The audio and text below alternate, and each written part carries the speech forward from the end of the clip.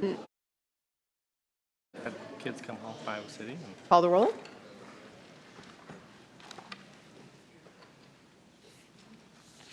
Berenstein? Here. Bertrand? Here. Rayford? Here. Shaner? Here. Scott? Let's stand for a moment of silence in the Pledge of Allegiance.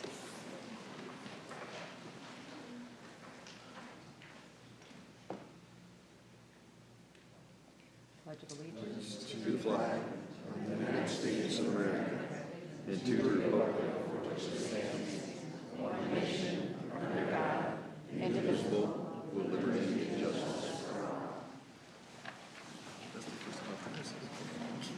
Good afternoon, everyone.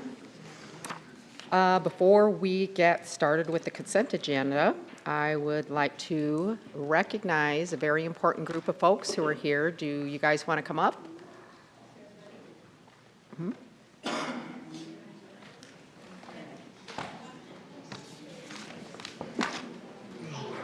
Oh, it's not good.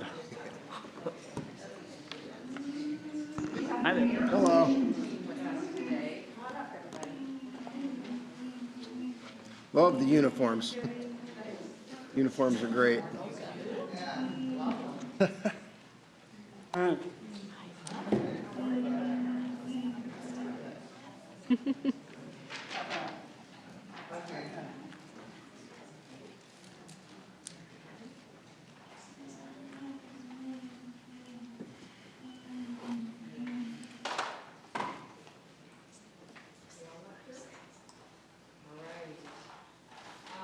city would like to recognize the Miracle League team who will be traveling to Cincinnati to represent the city of Sioux City in a Miracle League competitive event.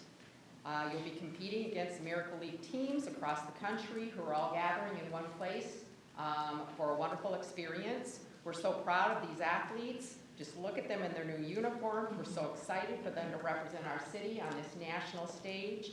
And we really want to wish them a good luck, and let's give them a big round of applause.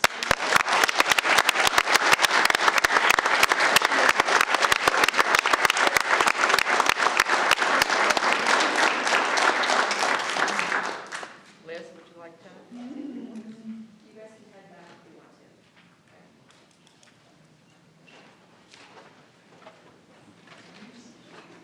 to. Thank you. These? I bet I can hook that up. Good afternoon, Mayor Pro Tem, City Council, and members of the community.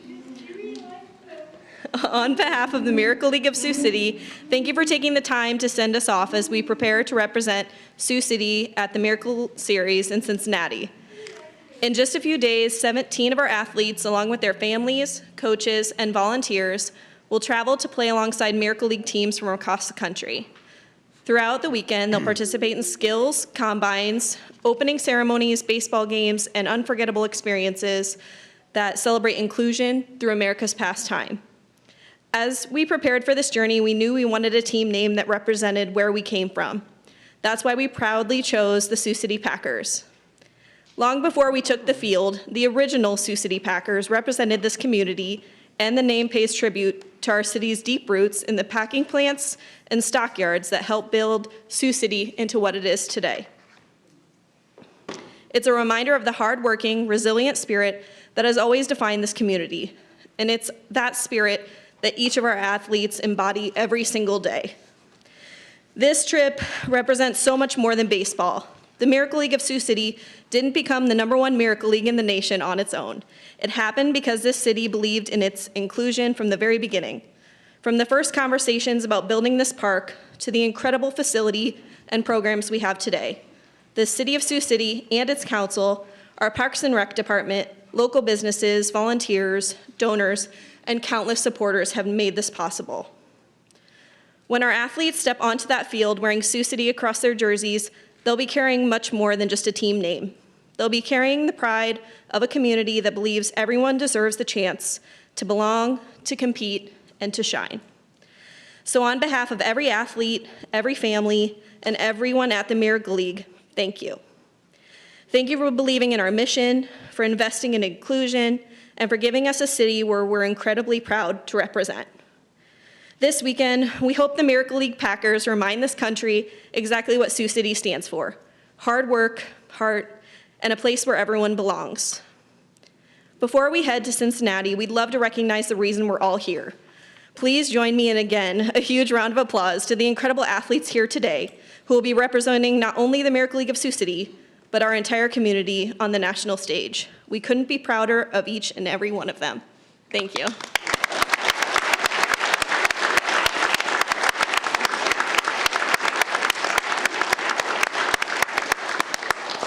Do you have a website for donations? Sorry, I should have asked you before you left. Is there a website, or do you have some information on how we can make a donation? Absolutely. You can go to miracleleaguesiouxcity.com. We're also on Venmo. You'll find all of that on our Facebook and socials as well. Great, thank you. And it's not about best of luck, but about the experience. So it's wonderful to represent the community. Thank you so much. All right, interview with planning and zoning. Hi, Michelle, you want to come on up?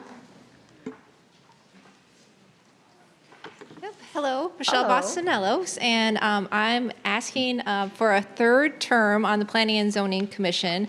That I know that's a special exception to the rule, so I've already served 2 5-year terms. Also served as chair for a while, currently the vice chair. I have a background in planning, that's my education. Part of American Planning Association for Iowa, Professional Developers of Iowa. So this is kind of my realm, and I don't get to do it every day, my everyday job, so it's kind of nice to come here and be able to kind of flex those planning muscles for the city to be able to use what I learned. Yeah. Right in your wheelhouse. Right? Yes. Yeah. So I can answer any questions that you might have, but otherwise I would hope that you would consider putting me on for a third term. Wonderful. Absolutely. I had a chance to visit with Michelle over the weekend and thanked her for her continuing interest and really the expertise that you provide to the commission. I know they respect and appreciate what you do, and certainly as a city council, we do as well. All right, thank you. Thanks, Michelle. All right. Good luck. Okay, we'll move to the consent agenda. Items 3 through 14K constitute a consent agenda. Items pass unanimously unless a separate roll call vote is requested by a council member. Anyone wishing to speak on an agenda item may come to the podium at the time the item is being discussed. Anybody wishing to speak on an item not on the agenda may do so at the end of the regular council meeting during citizen concerns. Fill out a citizen concern card found outside the chambers and give it to the city manager. All speakers shall state their name for the record. You no longer have to state your address, and then provide their statement. Motion and second to move the consent agenda, please. Move it. Second. All right. Item 3, regarding reading of June 22nd and 23rd council minutes. Resolution, do I have to say 4? Keep going. Item 4, yeah. Want to make sure I'm in order. Item 4, resolution amending the maximum limits of funds that can be held at city-designated bank depositories. Teresa, quick question on this. So when you give us the increases, are those based upon the asset value of each bank, or is it based upon what you anticipate? Because clearly that's well beyond what our deposit capacity is. So are those based upon asset limits or asset values of the banks? Teresa Fitch, Assistant City Manager. Actually, we're increasing for the possibility in the case that those banks have better interest rates. Okay. We have the ability to move funds there. So we have a situation right now where we have a bank that, a couple of banks that have higher interest rates that we wouldn't be able to invest in because we don't have high enough limits there. The decreases that we are seeing here are because we had a banking change. So Wells Fargo, we're moving down because we have already moved up. U.S. Bank, we need to change that authority. For Heritage. So, All right, and one went to a non-approved entity. what's that? One changed to a non-approved entity. Correct, yep. For credit union. So those are really the updates. We look at them every single year and make adjustments that we see necessary. You'll probably continue to see us bring it year after year until we are completely transitioned to U.S. Bank from Wells Fargo. So it's been a multi-year So this gives process. you more capacity for deposit interest rates. Correct. Benefit the city. Good. Thank you. Item 5, resolution amending the general fund balance policy to update the maximum unreserved general fund balance. Number 6, resolution authorizing an airport improvement grant I just had application. a real quick question on that one, just for Teresa. On number 5? Yeah, number 5. Because, and that's based on the state law that changed, Yep. right? Teresa Fitch, Assistant City Manager, and we are just mirroring what the state or the new legislation is.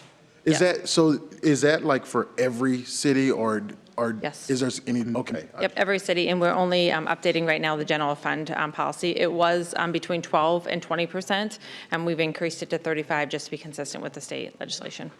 So can you give a practical explanation of what the increase to 35% means?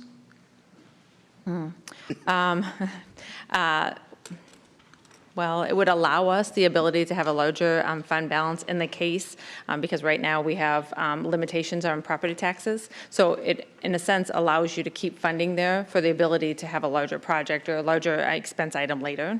So that's kind of the way, what the state indicated is that you could set aside funds for the ability to have an additional or larger pot of funds for a later. Effectively later time. reserves. Correct. Which is ironic because to increase the amount from 20 to 35% seems, Well, see, we are currently at 20%, but there are currently school districts and cities and counties that are well above the 35%. So we ourselves were conservative. I've always said the city is very conservative, but that doesn't mean across the state they have been. And part of this comes because there are some municipalities that have very large reserves. They're trying to control them. This will actually bring their reserve balances down. It allows us to bring ours up, but it gives us some capacity to keep that in a reserve, but we have not in the past. Typically what we do is we reprogram any excess to fund for the next year to keep our property taxes down. So thanks, Teresa. Teresa, what is the state's maximum percent? 35, well, this would be So we've had 35%. the maximum. Yep. All right, that's In the what I was past, there was not. Right. So this is going to force those that had It is. 60, 70% reserves, force them to use, Right. like we do. We already reprogram ours. It will force them to do so. Because what that means is they continue to tax their property owner. Correct. When they already have tons of money in reserve. So you're Right. paying taxes for money to sit there until they find a gigantic project that they're trying to save this money up for. So the city has never done that. Sioux City hasn't. So we use fund balances every year, and we do Right. note that in our budget book. Right. Each year, we use fund balances to keep the levy Right. down. So some city could have $100 million sitting there in reserve because they're planning some big project someday. It hasn't been programmed or necessarily a project hasn't been chosen. So again, their residents are paying taxes when they have all this money in the kitty, like money in the checking account that they don't need yet. So the government, the city or state government doesn't think that's right, and nor do we, which is why we haven't done it. So what we tax for, we spend. And if we don't spend, we have a little left over, we pull it into next year so we don't have to tax again for it. Correct. So I just want everybody to know that, just in lay terms, that's what it means. How does this impact funds that communities have been holding from COVID? It will force them to use It the will force fund. them to use Yep, those as it'll well? force them to use it down to that. So you should see them buying down the levy. So the levy in those communities should start to decrease. Like we buy down each year, they may have a significant buy down, forcing them to get down to the 35%. Great, thanks, Teresa. Yep.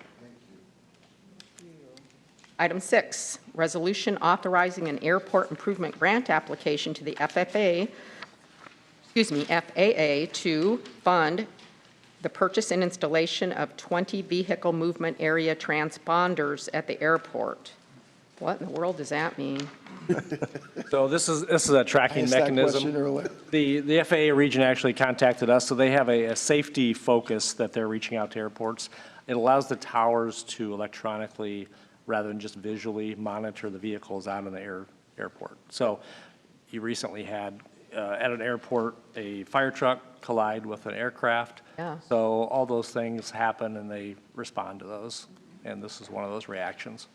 Yeah. Sounds like a great safety measure. Number 7, resolution adopting plans and specs for the Pearl Street and Railroad Surface Improvement Project.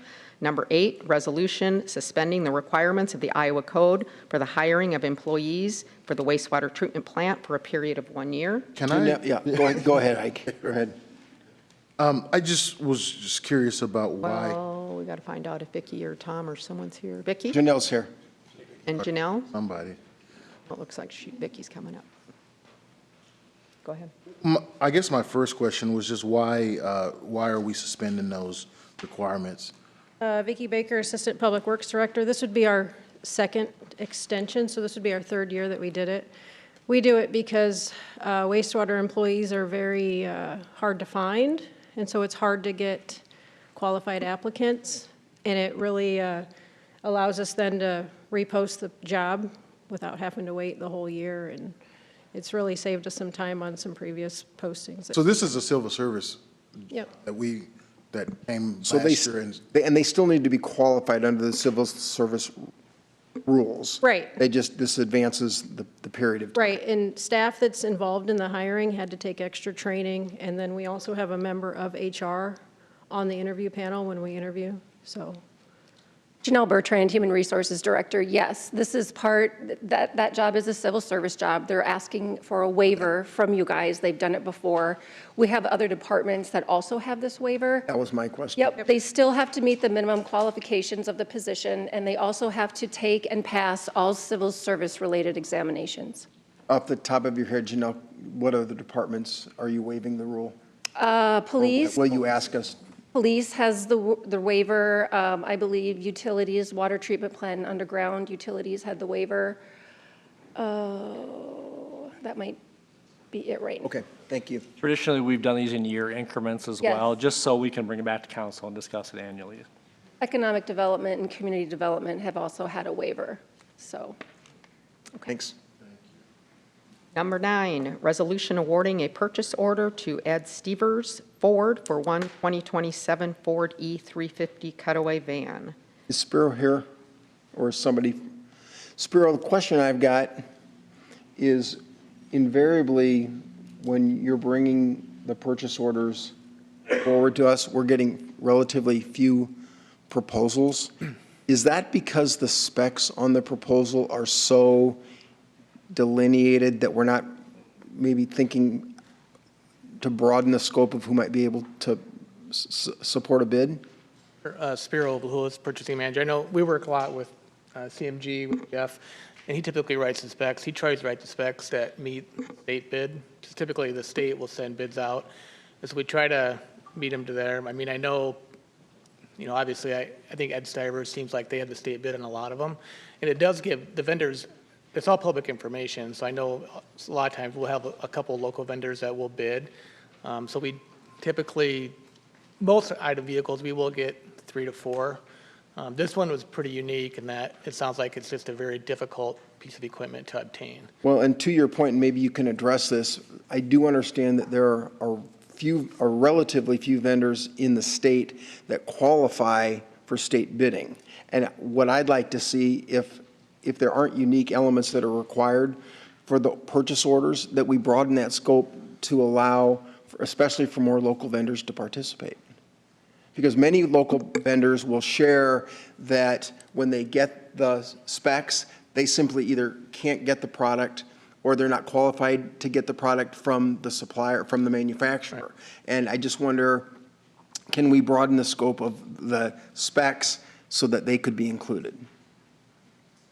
Jeff Uedeker, Fleet Manager. So in this case, there's not a lot of local vendors. It takes a rather large vendor usually that will deal with these cutaway type vans. Then they have to work with the bodybuilder to get the box put on. We did reach out to one local one, and he couldn't find anybody local or any closer than Kansas City to put one on, outside of Des Moines, obviously.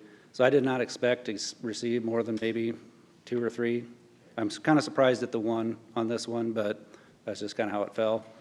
So, and I don't know if their pricing, like in this case, if that really affects how the chassis itself, the availability. A lot of them I don't think really deal with the cutaways. They're just kind of a different. The explanation seemed like it was quite specialized, so maybe this is a one. We did meet with a local vendor. It's probably been about 6 months to a year ago about another vehicle, and we were told is that when they go to order, they're ordering off their, the government listing. It's not like, it's not like you're going there and buying your something off the lot. They each get certain slots when they order, so the bigger cities, they get more, the Des Moines vendors get more and out. So and we do get some local ones that will come in there every so often and beat those state.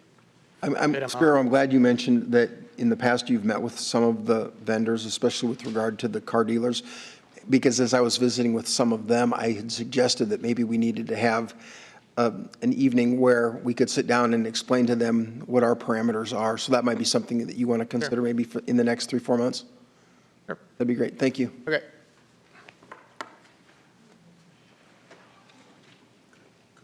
Item 10, 10A, resolution approving the Second Amendment to the agreement with Piper Sandler to extend the financial advisory services agreement for 1 year to include specific projects in the scope of services. B, resolution approving an agreement with Eagle View for aerial photography services. I just have a question on that one, Julie. Okay.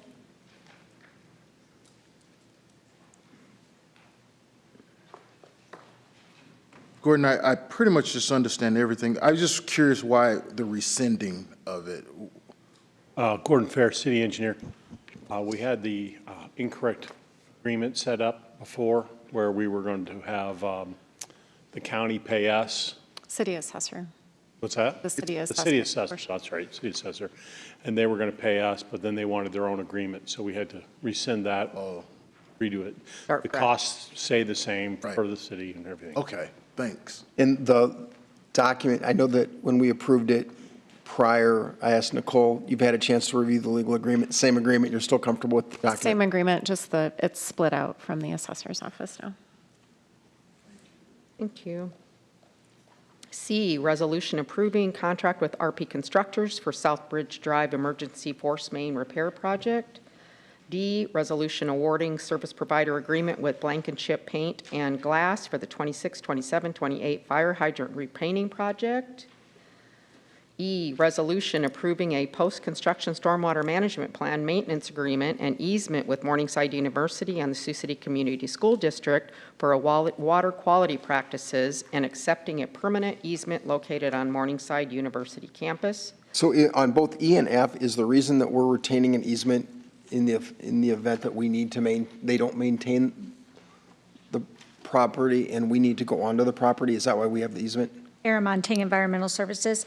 It basically just says, like, if they don't uphold their agreement to clean or maintain their detention, retention, or any kind of water quality, the city can access that site and make sure it doesn't affect our infrastructure. Thanks. And we're not paying for that easement on either E or F? Correct. Okay. Morningside's going to do all of the maintenance on these. But we're not, typically, if we obtain an easement, we'll pay for the value of a temporary or permanent easement. We're not paying for that easement on either of these? Okay, thanks. F, resolution approving a post-construction stormwater just did that one. Oh, no, it's the same one. Resolution approving a post-water construction stormwater management plan, maintenance agreement and easement with Family Worship Center for a detention basin, accepting the permanent easement, property at 1315 Indian Hills Drive. Resolution G, resolution approving the submission of merchant services application with X4 Pay for payment processing services for a 5-year term with the option of a 1-year extension for parks and rec facilities. If any of these parks and rec facilities come offline for any reason, can the agreement be amended? Justin Atlas, Recreation Superintendent. The agreement is, you're asking if the facilities are. If one of our, if for some reason we make changes to a facility, would this agreement be amended? The agreement can be amended, yeah. H, resolution approving a settlement agreement and release regarding a claim by Stephanie Sotelo. I, resolution approving service provider agreement, JCI Industries for pump removal, repair, and installation project. On I and J, we've had issues before where we've had work done on pumps. They come and get the pump, they take the pump, and invariably, when it gets to their location, we get increases in the purchase order. Because of the location of this particular group out of Lee Summit, Could it be reasonable to expect that they could come, pull the pump, evaluate the pump, and tell us what we're really looking at now, as opposed to having go to Lee Summit and then being held? They do come and pull it, but they have to take it back to their shop to tear it apart. So they can't do that here? Okay, thanks. I apologize. Could you just give your name for the record one more Baker, time? Assistant Public Works Director. Thank you so much. J, resolution approving a service provider agreement to JCI Industries for a pump removal, repair, and installation project. 11, actions authorizing payments. A resolution authorizing the payment of retainage in 30 days to C.W. Souter and Son for the Martin Luther King Transportation Center retail space HVAC replacement project. B, resolution approving fund transfers for April. C, motion approving the list of all claims, total expenses, and receipts for April. 12, applications for cigarette, tobacco, nicotine, and vapor products. See the list. 13, applications for alcohol licenses. See the list. 14, board, commissions, and committee minutes. Review the list and come forward if you have any questions. Appointments to boards and commissions and committees. You'll need to vote on the We have consent. to Yep, sorry. Sorry.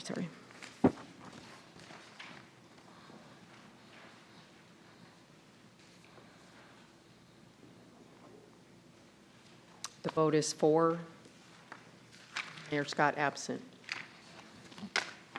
Appointments to boards, commissions, and committees. 15, motion appointing Bruce Miller to the Events Facility and Tourism Advisory Board to complete a balance of a 3-year term expiring June 30th, 2027, and reappointing Bruce to the Events Facilities and Tourism Advisory Board for his own 3-year term. I'll move item 15. Second.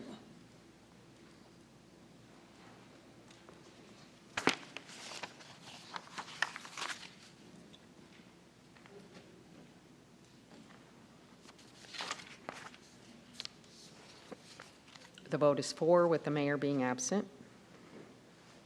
16, motion reappointing Jody Reitmeyer to the Events, Facilities, and Tourism Advisory Board. I'll move item 16. Second.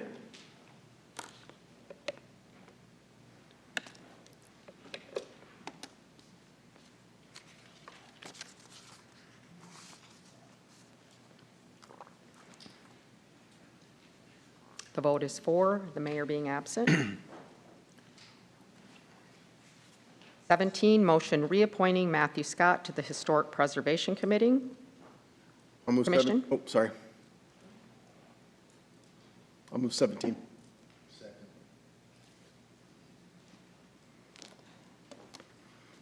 Bob would have abstained on this one anyway, so.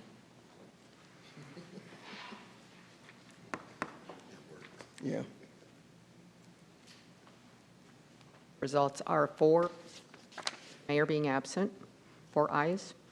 18, motion reappointing Terry McGaffin to the Human Rights Commission. I move. Second.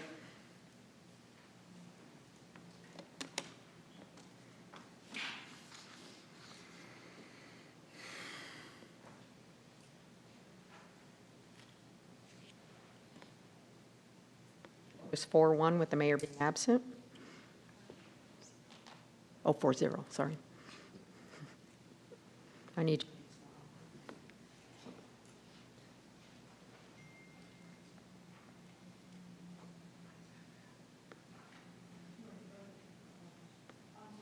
Gotcha.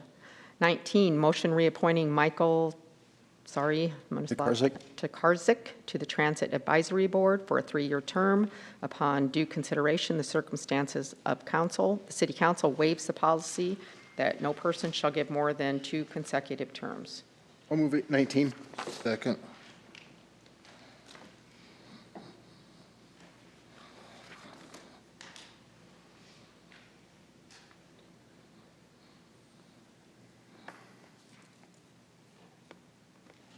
Vote is 4 aye, the Mayor Scott absent. 20, motion appointing 3 of the following 4 applicants to the Airport Board of Trustees for a 3-year term. Reapplicant David Kaplan, new applicants Tyler Cruz, Pat McElroy, and Barbara Sloniker. Now, So I'll move this item, and as it's seconded, I'd like to have some discussion. I talked to Nicole, and rather than moving this as slates, I would prefer to move each individual based upon who we want to select, but that we have each individual moved and voted on. And that's, Nicole approved that's that. appropriate. Yes, that's permitted. Okay, so we need a second? Is that for 2021 and 22? It is for, no, We're we on don't need 20. it for 22. We have to do each one separate. But we need it for 20 and 21. Yeah, and 22 would And be fine 22. too. Yep. Second. So was that motion and second then for the first candidate on the list for Ms. Kalen? The motion was for appointing 3 of the 4. They got to be nominated, don't they? We now need a motion to nominate each individually. Correct. So I will start by nominating David Kaplan. We have a second? Need a second. I'll second. Starting, that was for David Kaplan. Yes. So is your plan to run through all 4? Yes. Yes. Yes. On all categories? Okay. Okay. So on Mr. Kaplan? Yep. Berenstein? Aye. Bertrand? Yeah, aye. Rayford? Aye. Shaner? Aye. I'll move Tyler Cruz.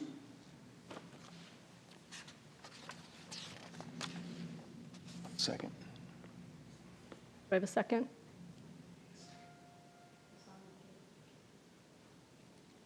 Still need a second.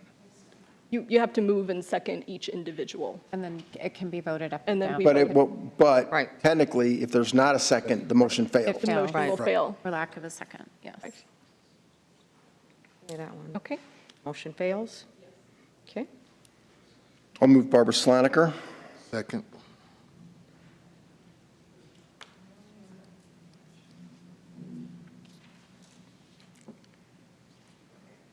Berenstein?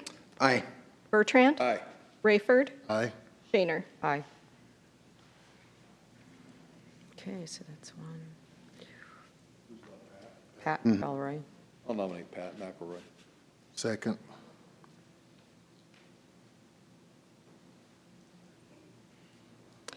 Bertrand? Aye. Rayford? Aye. Shaner? Aye. Berenstein? I will definitely support Pat. He's a wonderful candidate. The reason I had moved Tyler Cruz was because Tyler had applied last year and was not approved. This is Pat's first year. I think Pat will do a great job. Candidly, I would have preferred that we support Tyler in this round, but I will support Pat with a yes. Okay. All right, 21. Motion approving 2 of the following 4 applicants for the Library Board of Trustees for a 3-year term. I'm sorry. I'm going to move 21 so that we can then do what we did for 20. Second.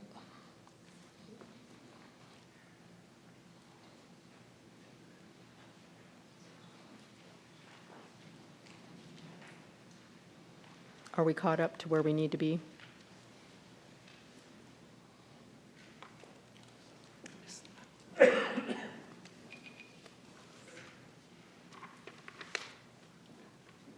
Are we where we need to be? Yep. Okay. So we're approved to read each one separately. Yes, you technically don't need to move it. You could just move each candidate separately. So we'll just go ahead, and if you'd like to start with. I'll move the nomination of Linda Santee. Second. Bertrand? Aye. Rayford? Aye. Shaner? Aye. Berenstein? Aye. I'll move Terrence Feenstra. Second.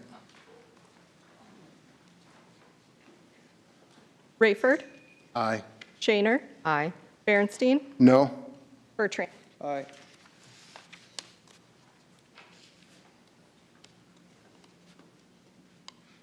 Okay. And we can still submit the nomination of the other candidates, and if they're equal votes, then we would have to revote, correct? That's the intent, is to be able to vote on each candidate. typically at this time, you've already filled both spots, so there's not another position to fill. So we wouldn't normally do that. I would defer to the city attorney.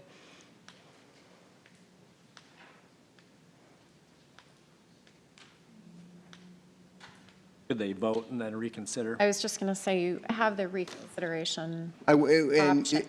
Yeah, and my intent would be to allow all to be voted on, and if there's another candidate that gets 3 votes, then we would re-vote on those candidates.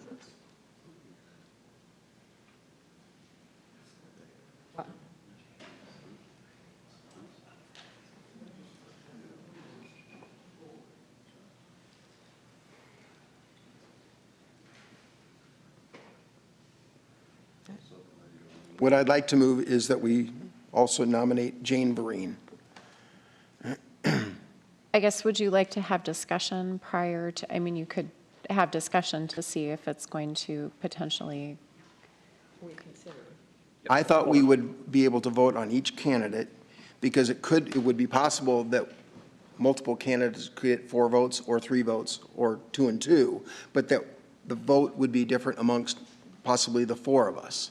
So that if there was a candidate, if there were 2 candidates that had equal number of votes, that those candidates would be re-voted. But I thought if this. I think you could have discussion to see where people are going to fall publicly on the floor. The problem is once you've voted, then technically the position is filled.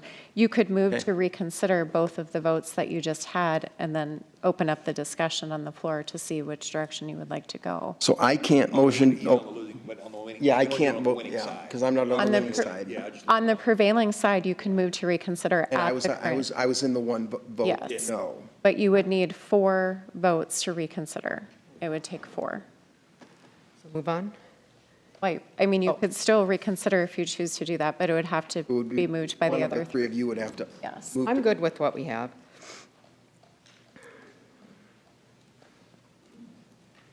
I don't think we can stop it from nominating, can it? Yeah, they're, This will be done. both saying that because we've already got 2 candidates that have been approved, we're not, by rule, we cannot nominate or vote on the other candidates. So I'd have to like, for you to get what you want to do, I want to respect what you want to do. So you'd have to either reconsider on Linda or reconsider on, Pincher, right? The procedural issue you would have is if you moved on to the next candidate and that candidate was also approved, if you didn't have 4 votes to reconsider the previous candidate, you're stuck, right? You're stuck in the water. No, There's another vote on the vote, you're saying. Yes, yeah. you know, I respect made that that there are 3 complicated, votes. didn't Yeah, well, yeah, go ahead. Okay. These are always complicated for some reason. My understanding was There's that more than each one. candidate would Right. be able to receive a vote, regardless of whether a vote had approved. That was simply a number. That didn't necessarily mean they won, because we might find that if we nominate a 3rd candidate or a 4th candidate, he or she gets 4 votes. Well, and that's why I guess in the future, perhaps a way to make sure that we're doing what everyone had envisioned, and I apologize for that if I played a part in misunderstanding Well, related to that. Nicole and I had a chance to visit prior. Sure. and You could have discussion, if you moved and seconded and open it up, you could have free discussion so council members knew where each other sat related to that. Before the vote. Before the vote, right. Okay. Good to know. Because the public needs to understand, we don't get to talk about this. That's correct. Right. Yeah. That's the hard part, is the public's looking up going, what's going on? But the hard part is we don't get to discuss these candidates together at all. So it's, this is the first time really nobody knows where everybody's to sit, nobody else to sit. So, All right. point taken. Okay. 22, motion approving the following 2 applicants to Yamanashi City Sister City Committee to complete the balance of a 3-year term and reappointing the applicant to Yamanashi City Sister City Committee for the 3-year term, applicants Linda Roop and Matthew Johnson. Does anybody want to nominate either one of them? I move, we nominate Liz Roop. Oh, Liz, I think I said Linda, I'm sorry. Second? I'll second that. Rayford? Aye. Can I, Oh, I'm so sorry. Go ahead. is there additional discussion that you would like to have at this time prior, because it's only one of the 2? Both in the room. I don't think so. No. Okay. Okay. Rayford, Aye. Shaner, Aye. Berenstein, Aye. Bertrand. Passes unanimously. Recommendations of Planning and Zoning. 23, motion acknowledging June 23rd Board of Adjustment actions. Can I get a motion? So move. Second. Discussion.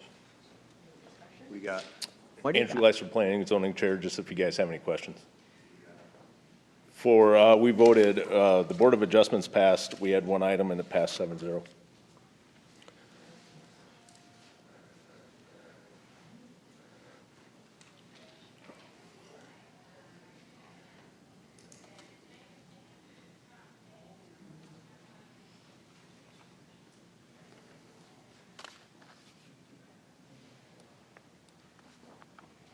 Motion passes 4-0 with the mayor being absent. 24, resolution accepting and approving the final plat of Crummins Habitat and replat of Block 4, Crummins Second Edition, to the City of Sioux City, Woodbury County, Iowa. Petitioner Siouxland Habitat for Humanity. P&Z recommends approval. Can I get a motion? Yep, second. Anything exciting? We just had some residents that were, one of the houses was gonna get demolished, some sentimental value there to that house, so there was some discussion that way, but it passed, on our board 7-0. Sentimental value by a owner or previous owner or a Previous. neighbor? Previous owner? Previous owner and neighbors too had some Or did they sentimental have a value. suggestion, like, what would the alternative be? They were just disappointed to see the house torn down, but the people with Habitat talked about, they would spend way more money bringing it up to date than they would to tear it down and build a new one. But that's not one of the lots that they'll rebuild on? It is Yeah. one of the lots that they will Well, I thought rebuild on. that there were 2 lots turning into 6. One of the properties is coming down and then 4 new properties. So there's 5 new properties? Yes, I believe so. Wade. Wade could help me remember. Wade Schultz, City Planning. So there are 2 houses, 2 lots. Originally, when they did that, it was all one block as a parcel essentially. And so this is splitting it up into 6 parcels, and they will tear down the one house on Chambers, and the one on Myrtle will remain. And then will there be 5 new There'll be properties? 5 new properties. Sounds great.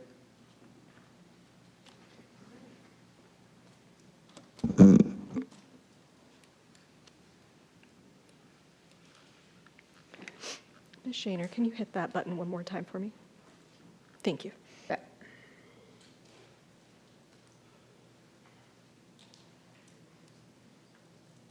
Motion passes 4-0 with the mayor being absent. 25, hearing and ordinance rezoning 1213 Grandview Boulevard, petitioner Bishop Heelan Catholic Schools. P&Z recommends approval. I'll move item 25. second.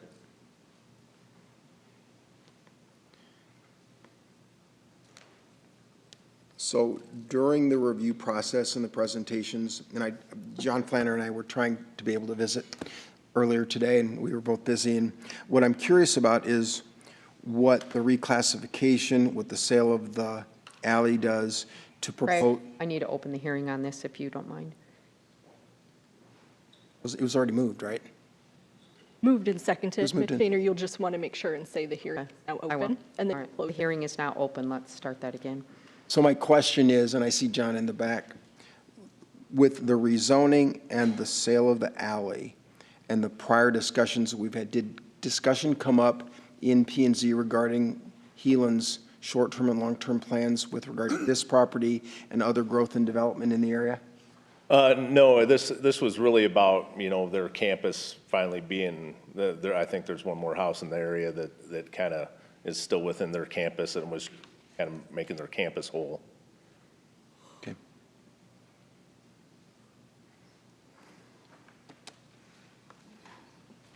Hearing is now closed. Shaner. Aye. Oh, I'm sorry. Nope, that's totally my fault. Electronic first, and then I call it. Just come back.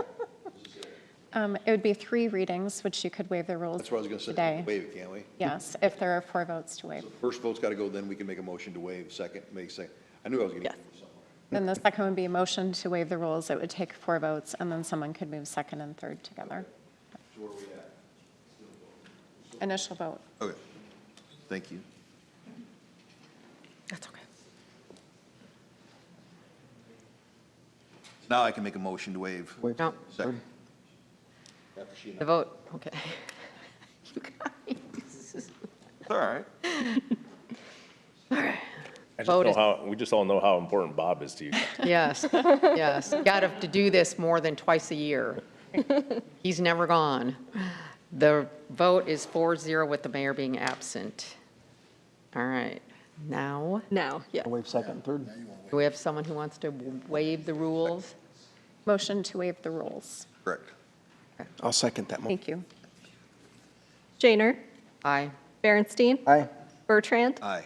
Rayford. I'll move second and third. Second. Berenstein. Aye. Bertrand. Aye. Rayford. Shaner. Aye. So just for the record, they can go tear down, right? That's where we're at? That clears them Just the alley. That's, on the alley part of it? we've rezoned. Just the alley. Correct, and the rezoning is not effective until publication on, which should be on Saturday. Should be on Saturday, yes. Yeah. All right. Item 26, hearing an ordinance vacating a portion of the east-west alley in the Sioux City East Edition. Petitioner Bishop Heelan, Catholic Schools. P and Z recommends approval. Hearing is now open. Oh, I need a motion and second first. Oh, sorry. So move. Second. Public hearing is now open.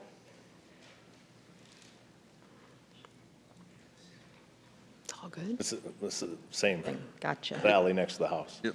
Gotcha. Hearing is now closed.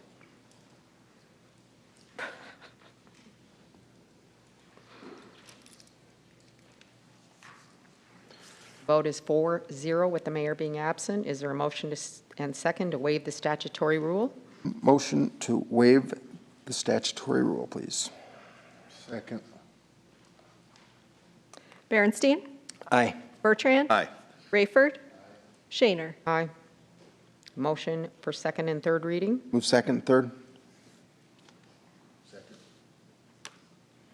Bertrand. Aye. Rayford. Aye. Shaner. Aye. Berenstein. Aye. Hearings, item Yeah, 1. Real quick, I would be remiss if I didn't recommend Michelle Boston Ellis for another term. Oh, that's great. I think we agree with you. I think that's serve on That's MPO. probably the straw that probably Yeah, turned the tide. Tilted it. very good. That was it. That tipped the scales. You know, it was 2-2 until then. Hearings, 27, hearing and resolution approving plans and specs for the Long Lines Family Recreation Center Coal Room Infill Project. Motion and second, please. So move. I'll second this. The public hearing is now open. So can we have some dialogue? And the frustration that I have with committing significant financial dollars to the Long Line Center is that we don't know what our plans are for the Long Line Center. And I'm fine if we want to approve plans and specs and get some bids, but is there any better sense, you or Matt have, Mike, do you have any better sense what we're doing with the Long Line Center? And candidly, part of it evolves into the discussion that we'll have with the Walgreens site, and as it moves to the west with regard to any activities on either that east lot or as we continue to go south and go to the northwest corner of these properties. And I know that's throwing a lot at you, but it's a difficult conversation to support committing to significant dollars until we know a little bit more about what we're doing. Even though this is a Parks and Rec asset, the discussion's really about the Tyson Event Center. Yeah. Is really where the discussion. That's exactly right. They don't really have much operation in there anymore as Parks and Rec since the expo's been built, but it's more of a long-term discussion about the Tyson and how integral this building is to the operation of that, and the utility infrastructure all flows through the Long Line Center. That's right. So it's not something that can be put off if we want to keep the Tyson operation? It's not, but if you want to have a bigger discussion during the budget cycle, that's the Yep, I think that's a good idea. I was going to ask that, how, I mean, when I look at the available funds, we don't have, right? So how are we paying for this? This is probably budgeted because it was in our budget discussion, right? It's a negative. Yeah, I think this was an add-on, right, this element of it?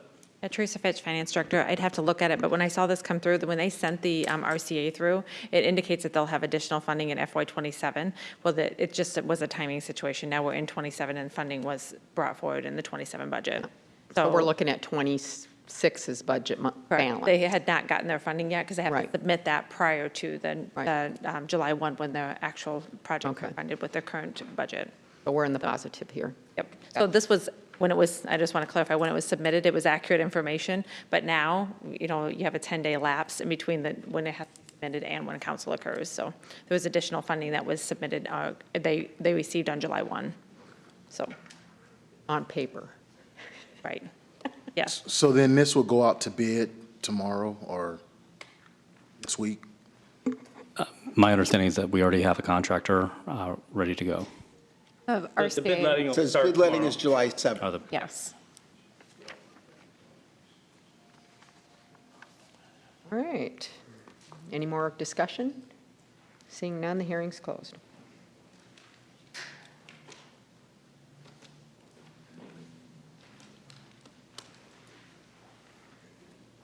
'28, hearing and resolution approving the proposal to sell part of the vacated, Don't you need to whoops, get all the votes for 27? oh, sorry. Oh, okay. Vote results, 1 no, 3 yes, 1 absent.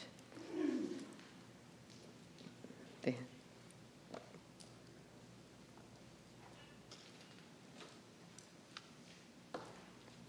'28, resolution approving the proposal to sell part of the east-west alley adjacent to the 1800 Sioux Trail, 3511, 3515, 3527 Orleans Avenue, petitioner Morningside University. Move 28. Have a second? Second. Public hearing is now open. Any discussion? So is this for them to incorporate this section of property into their parking lot adjacent to the vacated? Yes. I think I just saw Marty walk out, maybe. It is. Can anyone, Alex, do you want to say anything? Just to confirm. Jeanette Fry, VP of Finance for Morningside. This parcel is part of our driveway on our greenhouse, so it's just rounding off our property. Oh, okay. Right, makes sense. Anyone else to be heard? And the hearing's now closed.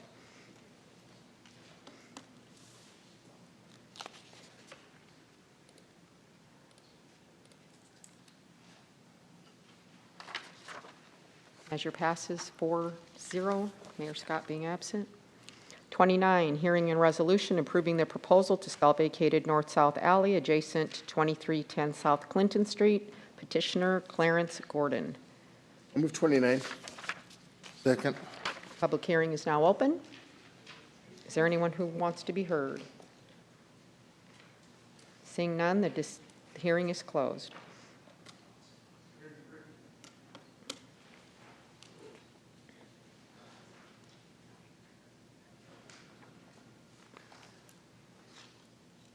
That should make it final for Mr. Gordon, right? He hopes so. The item passes 4-0, Mayor Scott absent. Item 30, hearing and resolution approving the proposal to sell part of the vacated east-west alley adjacent to 3503 Orleans Avenue, petitioner George and Randy Joe Sully. Motion? So move. Second. Public hearing is now open. Is there anyone who wishes to speak? Seeing none, Hearing is closed.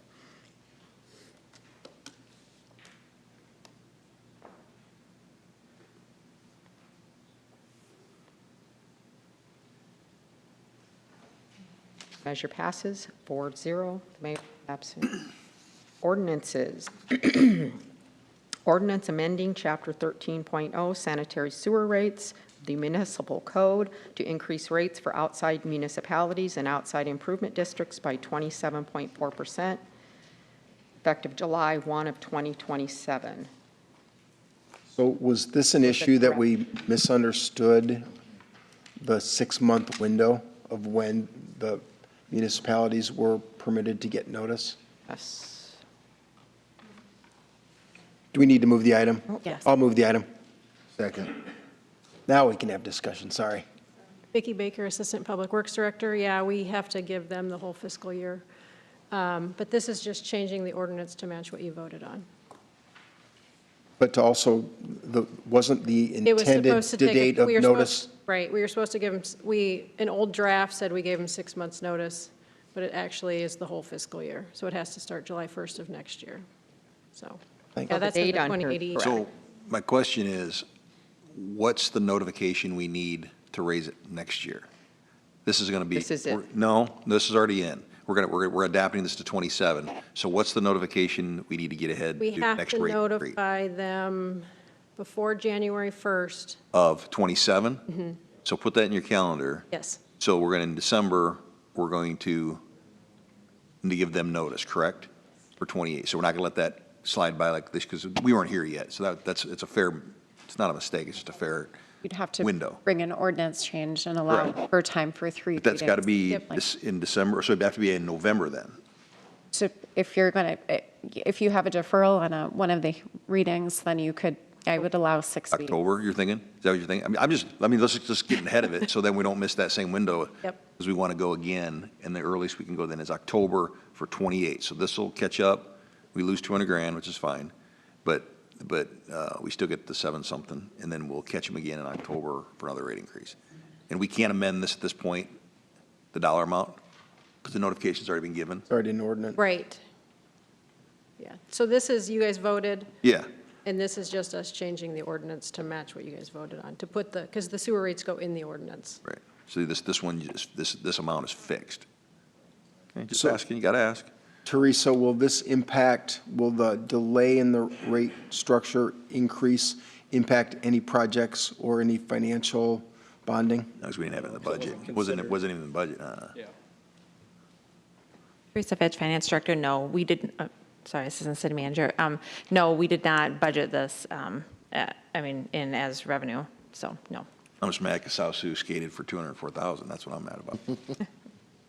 Opinion.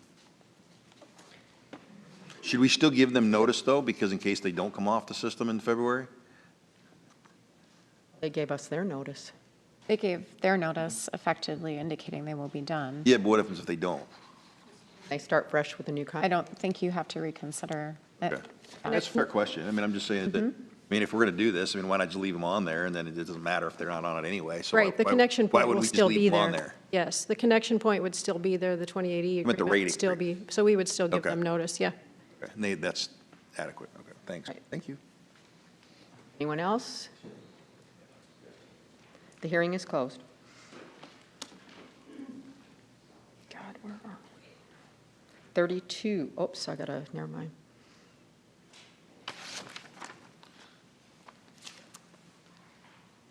Measure passes 4-0, absent. And that is just the First read. Can't waive that, or you can? I can. Do we have a motion? I'll move to waive the rules. Second. Rayford, Aye. Shaynard, Aye. Berenstein, Aye. Bertrand. Aye. Do we have a motion to waive the second and third? I'll move second and third. Second. Shaynard, Aye. Berenstein, Aye. Bertrand. Aye. Rayford. Aye. 32, ordinance amending Title 10, Traffic of the Municipal Code regarding the operation of off-road utility vehicles on streets. Good afternoon, Mayor Pro Tem and Council. We need a motion in a second. Sorry. I need a motion. So please. moved. Second. Caleb Christopherson, Assistant City Attorney. Mayor Pro Tem and Council, at the direction of Council, city staff, and legal collaborated on verbiage for an ordinance permitting and regulating operation of off-road utility vehicles on the streets in the city pursuant to its authority granted under Iowa Code Chapter 321I, permitting cities to do so. Among the considerations were safety to persons and property, along with uniformity with traffic laws for conventional motor vehicular traffic. This draft ordinance represents those efforts. The ordinance was given to council and city staff for review and comment about 10 or 12 days ago, and we heard a few questions back, but for the most part, not a whole lot of feedback. Well, first and foremost, thank you for getting this done and moved and making those corrections and all of those things. So I really appreciate that. And absolutely. So my first question is Dolly in the room, in the journal? Yeah. The picture she put in the paper was a picture of an ATV, and that is not what we're talking about here. We're talking about UTVs. So it's a little misleading there on that end of it. We're trying to put out there that, oh, we're going to legalize ATVs. We're not legalizing ATVs, right? Councilmember Bertrand, I would like to make an adjustment on the terminology. You're correct. The ATVs, we're not talking about that here, but being consistent with Iowa code, They use that I'd like same to term. adjust it to off-road utility vehicles Okay. because that's a terminology used throughout that code. So the ones that are four-wheelers, that are the ones that are illegal are called what now specifically? Sure, all-terrain vehicles are the ones, think straddling the Yeah. saddle. That way those are called off. Oh, I'm sorry, no. The all-terrain. straddling, yeah, all-terrain All-terrain, vehicles okay. are, you straddle the saddle, so to speak. Four-wheel, Handlebars. they're not legal. Correct. Want to make sure, that's the biggest thing, we want to make sure we're clear. We're not talking about four-wheelers. Correct, sir. Okay. So is there a size capacity for ATVs and UTVs, or are there different sizes of UTVs that we're permitting? Again, for ATVs, currently they're not permitted because although state law allows cities to regulate and permit those, we currently don't have an ordinance that permits those. The direction was to address the off-road utility vehicles only. Yeah, I think our thought from the very beginning was that ATVs possessed a safety issue that we felt that we didn't want to address. It was the UTV issue that I think was primarily focused. Is there a size difference in UTVs, or are they basically all the same size? Well, the off-road utility vehicles, there are different designations. I believe that's in the definitions provided in Iowa Code Chapter 321I. Our ordinance will not make a distinction. So the question I have is, does this line us up with similar communities? Are we doing anything irregular? Does it put us kind of in line with what they're doing in like Council Bluffs, with other communities? The public wants to hear that we're not on a limb on our own. In an attempt to give you the short answer to that, Okay. Yes, we are being consistent. So when the public says, why are we doing this? We're going to say because there was a change in Iowa code, correct, in the past? I legalizing wouldn't agree with these. that. I think we've had Okay. the power to permit them and regulate them. We have that power. Been more of a change in practice in other communities, right? Indeed. Yeah, that would be accurate. Based upon state code when they basically, that's what I'm saying, is that there was a waiving at one point that said now the local communities have their ability to do what they want. Correct. I would agree with that. Yeah. I'm just trying to make sure that what goes out to the public is that we're not roguing something. We're not trying to, chase another state or community. This is happening across the state of Iowa. These vehicles are becoming legal in communities with almost these same restrictions, the speed restrictions, those type of things. I would generally agree. I wouldn't know as far as a number of how many different Iowa communities have permitted these and regulated these. I know there are several, and most of the communities are smaller than Sioux City that have done this. And I think we've done our due diligence and working and having a great conversation, listening session. And so I think, instead of making a quick decision, we've made the right decision and doing it the right way at least. So let's go back to what was a big focus when you talked to a lot of the drivers. They say that they won't abuse these, and that they're all for when the abuse it happens, that they support strict fines, they support harsh fines. And I even floated the idea that we would then be able to confiscate, or basically to impound, like we impound a vehicle. So if a kid gets on it, tears across, you're going to get a stiff penalty, and then we have the opportunity. That was told like we couldn't do that. Now, when I read the ordinance, it says that we can do it. Is that correct? So is it fair to say I was right? Okay, I want to make sure I heard that. So after that, so walk us through the penalty phase of this. So if a vehicle is ripping through a neighborhood, what options does the police department have, and are we going to be strict on this enforcement? Are we going to have a no tolerance program? 'Cause I think that's what the public wants to hear, is if we're going to do this, it's kind of a split through the community. If we're going to do this, is it a no tolerance policy, or what are we going to do when the vehicle goes ripping through the neighborhood? Could I ask a favor? I agree. I would like to understand what the enforcement or the penalty process will look like, but I think it might be helpful for me to process what's being presented to better understand the rules, the limitations, and primarily how it's going to be enforced, to get to Rick's question of what the penalties will look like. Because I think there are parental aspects I'm curious about.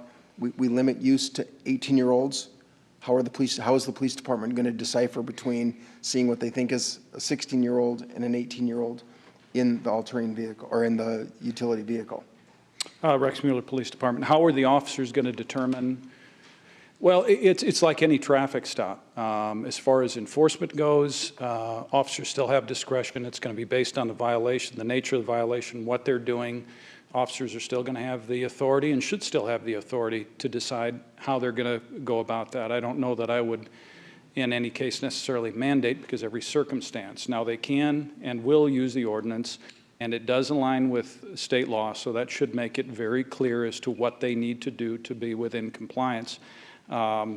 Is it pretty standard across the other communities and the state that use be limited to 18-year-old and above, or do other communities allow 16-year-olds that have a driver's license? Permitted drivers, right. So 16-year-olds can or cannot anywhere else? You have to be 18, yeah. You get a driver's license at 16.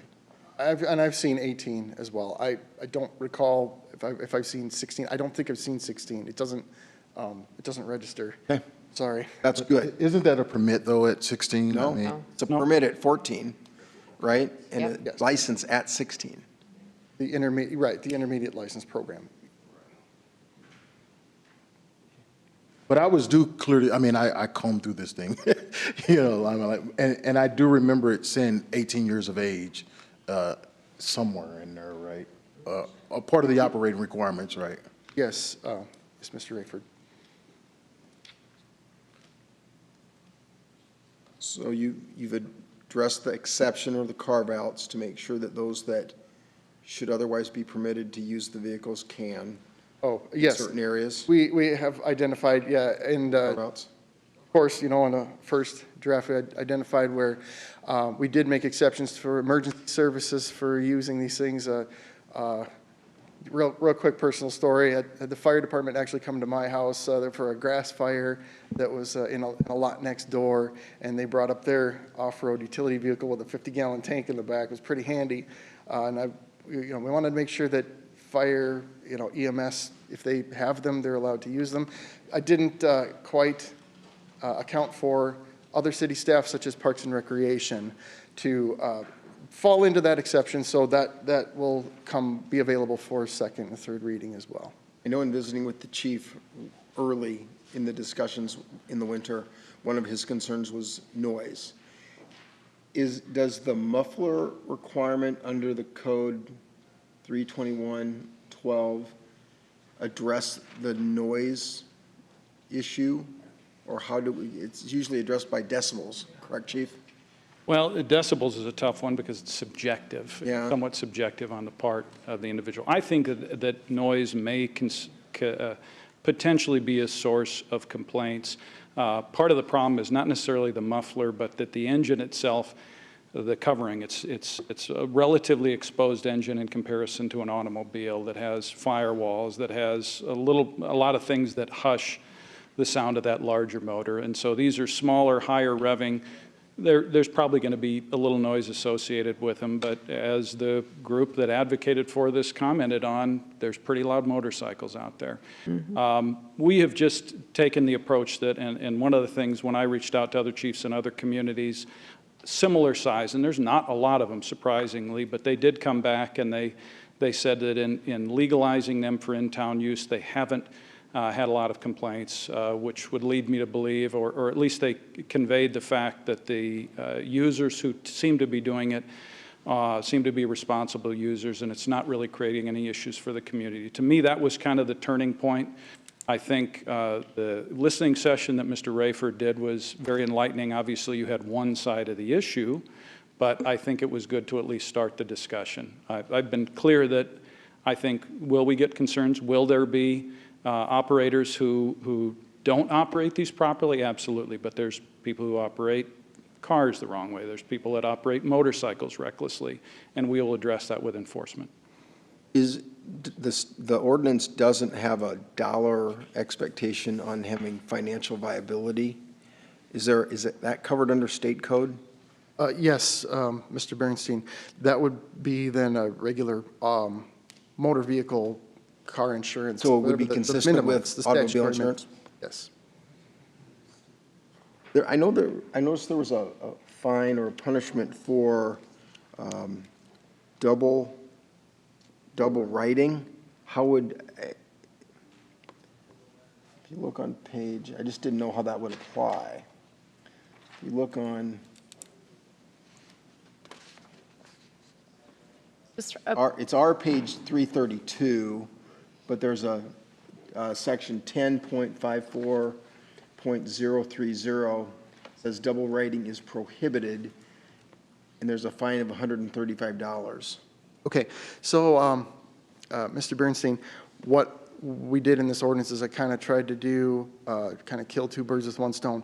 That falls under section 2 of the ordinance, which actually sort of backpedals on the section, or I'm sorry, the chapter that addresses personal transport vehicles, where we had a regulation about all-terrain vehicles and motorcycles, off-road motorcycles.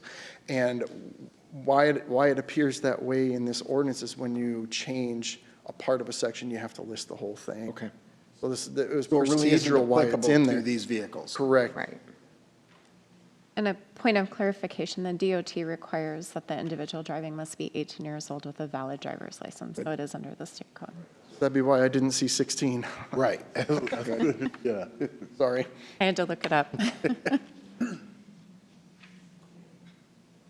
Any more discussion? Yes. So now I'm going to go back to, I want to go back to yeah. the enforcement side of it, which I think is going to be the number one concern by the public, because I think the public is, like you said, split on this. So let's go back to the enforcement. So you got someone ripping through the neighborhood. What is the officer? Number one, are we going to pursue?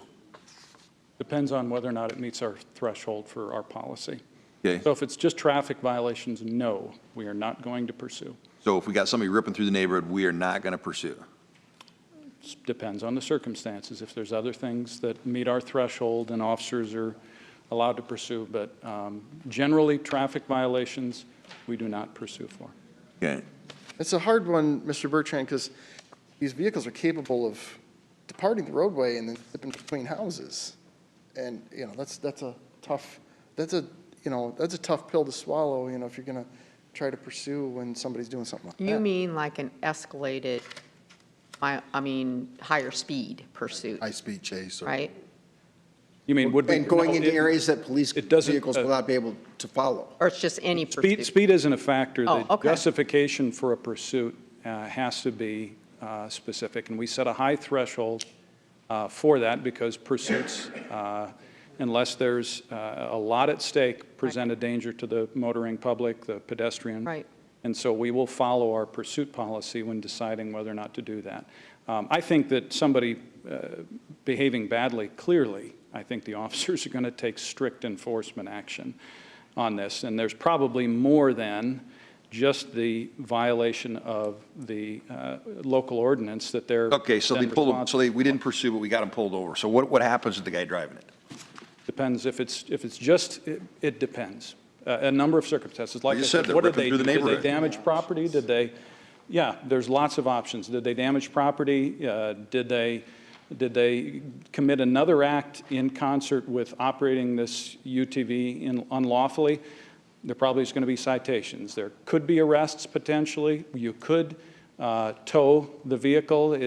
just depends on. See, I think we're going to have a window of opportunity here when we launch this, like anything else. So either we're going to come at this and we pass this, but we pass it with very clear expectations that if you jack around, you're going to get the maximum fines and they need to be out there, and your vehicle's going to get impounded. Because we found a way. So I guess what I want to hear that from our police departments to say, hey guys, this is our opportunity. Number one, I do think you're going to, well, we'll come back to the ATVs. That's what I want to hear. I want to hear that we are going to have strict enforcement. You're going to lose your buggy. You're going to lose your sticker, the way it says in the ordinance, and it's going to cost you a whole bunch of money because there's a lot of good people that want to drive these. And I think if we identify the bad apples up front, that's all I want to hear. Does that make sense? And I appreciate that, but at the same time, not every circumstance. You're asking me to generalize about what we'll do in every situation, and if it's one person that maybe doesn't have it registered and they're driving it on a city street, that is different from somebody who's tearing across a campus or driving through a city park and destroying property. To say that we'll take one stance. So are you going to give direction? Are you going to give direction that to your officers that from the top down and says and early on in this process as we're educating the public that we're going to have a strict no tolerance policy or I mean I get it. If somebody wanders out of they're driving 30 miles an hour down a zone that they didn't understand they shouldn't have been in, it was identified, and we're trying to learn these zones that we've carved out. But I mean, is the direction from the police department going to be you jack around on these things, you're going to get fined? Is that to me, that's where I think the council wants to be. I mean, maybe I don't want to speak for anybody else, but that's what the public wants to hear. And we can definitely pass the word along to the officers that we do expect strict enforcement as we get the general public. But you're asking me to comment on absolutely. No, I'm just asking you as a chief if you're going to give direction that's going to say, hey, man, we're happy to do that. I'm not trying to battle with you. No, I understand. As we acclimate the public to it, we're happy to do so. But at the same time, every situation is different. To paint this with a broad brush, that means that we're not giving discretion for officers to do at the time what they feel is right. So next question I have then is on the ATVs. Do you expect an uptick in ATV activity of guys on the four-wheelers, the guys that are, I think that sounds funny, but I think I personally see you're going to uptick. And where are our enforcement codes and our dollar, what's the fines? Have we talked about revisiting those fines on the ATV side of it? Because I think this would be an appropriate time to, again, you're going to pull somebody over is going to say, I thought we just legalized these or whatever. So, okay, that's your warning. But then, I mean, where are we at with the fine structure on the ATVs? Is that addressed at all in here? Yes. Or can it be? Yeah. It is Walk me addressed. through that, Nicole. It is. The specific violation for ATV prohibited operation is a $200 fine. Is that the maximum we can charge? Schedule violation. That's the maximum we can there on that part of it. Okay. And we won't pursue that either, probably. Well, I think you bring up a good point, and I appreciate the fact that you did. I really think that unless we do have a good public information campaign to go along with this, and I think our department, along with Ann Westra, I think we do a good job of trying to inform the public. So I think if this ordinance were to pass, I think we need to be invested in a public information campaign that tells our citizens where these are acceptable, what they need to do to be lawful in the operation of that, and reiterate the fact that so-called ATVs, the tandem riders, the things that we've been talking about, are absolutely not allowed, that we're just talking about UTVs. And I think our folks and Ann have done a good job in dealing with the scooters and things like that and trying to educate the public. I think we can do the very same thing this way. We really try to gain voluntary compliance by educating the public, and I think that will cut into the issues. But I believe you're right. I think that once people hear there's an ordinance, I think people will be testing the waters, and we'll need to address that. I think one thing that I appreciated in the listening session was those that attended and wanted this, agreed that, we could be aggressive, and we wanted to make sure that we caught the bad actors if such. And so, to Rick's point, I do think, now that, and I think one of the issues that I believe that heard coming from the department, PD, was identifying and being able to identify, at one point you couldn't identify certain things, but now we know that we can identify the different types of those vehicles. And so, we know that this can go away. So, if people don't do what they're supposed to do and do it, then, we come back a year later and we pull it. So, I just appreciate that, you know, we've pushed this thing to where we need it to be, and so we'll keep our eyes out, and we ask. Great opportunity for the community. Absolutely. Great opportunity. I'm excited for the responsible drivers. I think it's going to be cool. They're expensive vehicles. Yeah. I have confidence that the majority of these drivers are going to be responsible drivers. Yeah, I think the concern is less about passing this ordinance, because I think it's the right thing to do with responsible UTV owners, and it's those that we're trying to guard against, right? Whether it's ATVs or UTVs. But I think the significant issue continues to be scooters and e-bikes that are operated on sidewalks without helmets. I think we've probably all had situations where somebody on an e-bike, and Nicole and I were visiting earlier about e-bikes, and if they're on a sidewalk and they're traveling and they don't stop at an area where they're supposed to stop, I'm comfortable with what we're trying to do here, but Chief and your successor, Mike, I say to you, we have got to get our arms around those that are on scooters and e-bikes and other vehicles that are not operating them properly, because God forbid one of these days somebody is going to get hurt or killed, and that's something that we're going to need to address. We have to enforce those rules. About a month ago, I was telling Nicole, as I'm traveling down 39th Street on Hamilton, guy's on his e-bike and had no regard for the fact that I was stopped there. And had I not stopped 10 feet short of the stop sign, he would have hit me and been badly damaged. Same time, I saw 5 kids on scooters, no helmets, traveling across Hamilton Boulevard, and they're traveling. If one of those children were to fall with or without a helmet, it could be catastrophic. And we need to make sure that whatever we can, so certain things we can't do, but whatever we can do, whether it's enforcement, ordinance, or otherwise, we need to make sure we're staying on top of that. Sir? Scott Bishop, resident of Sioux City. I've actually got a couple of things. One of the questions I have, and I was one of the first ones on the 26th of January that we brought this up. What are the DOT tire situation in the ordinance? And the reason I bring that up is because from what I'm understanding is you're wanting us to put a DOT tire onto a UTV. The issue with that is the UTV weighs 1,400 to 1,600 pounds, not 4,000 to 6,000 pounds.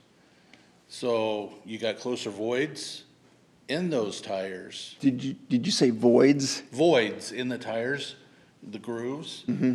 So the next thing that's going to happen, because now you got 1,400 to 1,600 pounds instead of 4,000 to 6,000 pounds to push that tire down, you're going to get a lot of rocks. So I recommend, and I think this originated with golf carts in all seriousness. This as far as DOT tires. Most of your UTV tires are not going to hold rocks. They're not going to tear the roads up. So I'm questioning. I agree wholeheartedly. What's known as a crossbar or a tractor tread, 100% does not need to be on any road. This part of the country, they don't run them even on UTVs. You get over Plattsmouth, Nebraska, where they're doing a lot of river riding, that is an issue, but that's not an issue here. So what do other communities do? Do they use just the standard issue tires that are sold on it, or what do other communities do? I don't know. Yes. Most of they come with a tire. But I mean, other communities, what do the other communities do? Do they just accept those, or do they do? 100%. Where do we get can I ask, where do we get the DOT change out on the tires? Sure, Mr. Bertrand. Yeah, the DOT tires are, the DOT tire is designed to be on streets, the prepared surfaces, concrete and asphalt, and they have far less dramatic treads, and there's literally more rubber that meets the road. Also, they have the DOT stamp on them that they've been, basically, it's a design that's certified by the federal DOT and meets highway traffic safety standards. The Do other communities factory- do it? I mean, or did we steal this from another community or something? Where or was this something that Sioux City thinks that we need to do it? I don't remember. Well, the beauty of this what the hearing is we can bring direction- this up next time and get an answer for that question, right? Sure, and this is a Yeah. suggestion for the Yeah, yeah. council's consideration, so you can, any Right, this part is that you. just But yeah, the public gets to read this and give you, this is Yeah. a first step, so let it be the first one. Let's figure out why we went with that. Right, and the factory wheels that come on these devices are stamped NHS, which is non-highway service. Means that they're not supposed to be on prepared surfaces. I'm sure they stop great in the grass, or on the trails, mud even, probably because of the deep treads. On prepared surfaces, there's less rubber meeting the road. If you slam on the brakes, then you still got your 1,600 pounds, whatever, with So let's find out what other concentrated on- communities are doing. Let's find out let's find me some communities that you're using, and that's cool. If everybody's using the more rubber hits the road, that's cool, but I got this feeling that they probably don't. But it's a good question. Let's find that's number one in the next hearing. Go ahead. My name's Penny Tobin. They do make a tire that, it looks just like well, it's got better tread than my Jeep tires, 'cause my Jeep tires are chunky. But they look just like a truck tire, and it's all surface. So- Is that the original tire that's on the vehicle? No, it is when- not. It's an upgrade No, or? it's an a change? upgrade, yeah. Yes, it is. And if I could address, like the education part, if this passes, I think we need to, I don't know where to get a copy of the ordinance, but I would like to go to all the dealerships. Let them read it. And, no, have it for Have the it for them, customers. so they know. We've been pushing no ATVs at our dealership and another dealership. They will not be on the streets. And people are bummed about it, but, you know, it is what it is.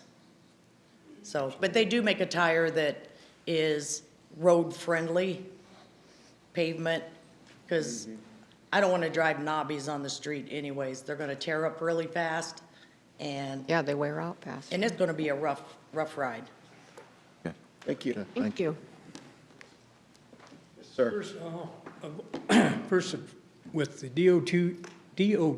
Can you tell us your reading- name, sir? Oh, I'm sorry. Dennis Taylor. I'm a resident of also Sioux City. Also own a business here and several properties with a lot of interest in a lot of properties. Anyhow, DOT rating is basically for highway driving, not city driving. So it's kind of a moot subject, all right? My UTV weighs 3,500 pounds. So it weighs just about as much as a Volkswagen or something along that line. But with that in turn, my UTV cost me $52,000. Not a lot of people buy UTVs. You have a very slim amount of people in Sioux City or our communities, surrounding communities, that have them. So I've been watching this for over 2, maybe 3 years from the first time that I entered into the UTV with Sioux City. And nothing's really transpired.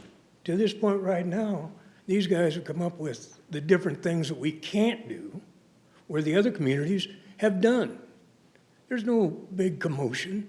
There's not thousands of people that are going to raid us here like Sturgis, South Dakota next month, okay? So, I mean, I see a lot of talk, but I really don't see a lot of action. The biggest problem I've got is I have properties in Morningside. I got interest in the north side, west side, downtown, South Sioux, North Sioux. I have no way to get there with the proposed isolation areas that the city is proposing or have been recommended.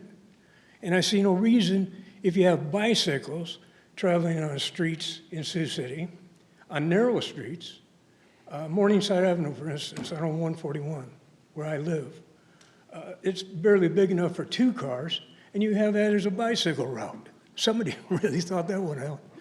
But with that in mind, I look at the fact that we that own these UTVs have a lot of invested. I have full coverage insurance, regular road coverage, without exception. We have 3 of them, by the way. And in turn, it's protected that way. Bicycles aren't. Downtown Sioux City, you got bicycles going every direction you can see, skateboards. You know, I don't understand all the hullabaloo, worrying about all these different things when you have smaller communities that have been doing it for years now. And we are sitting here sucking our thumbs wondering how to pass this thing and to get something that works, worrying about fines.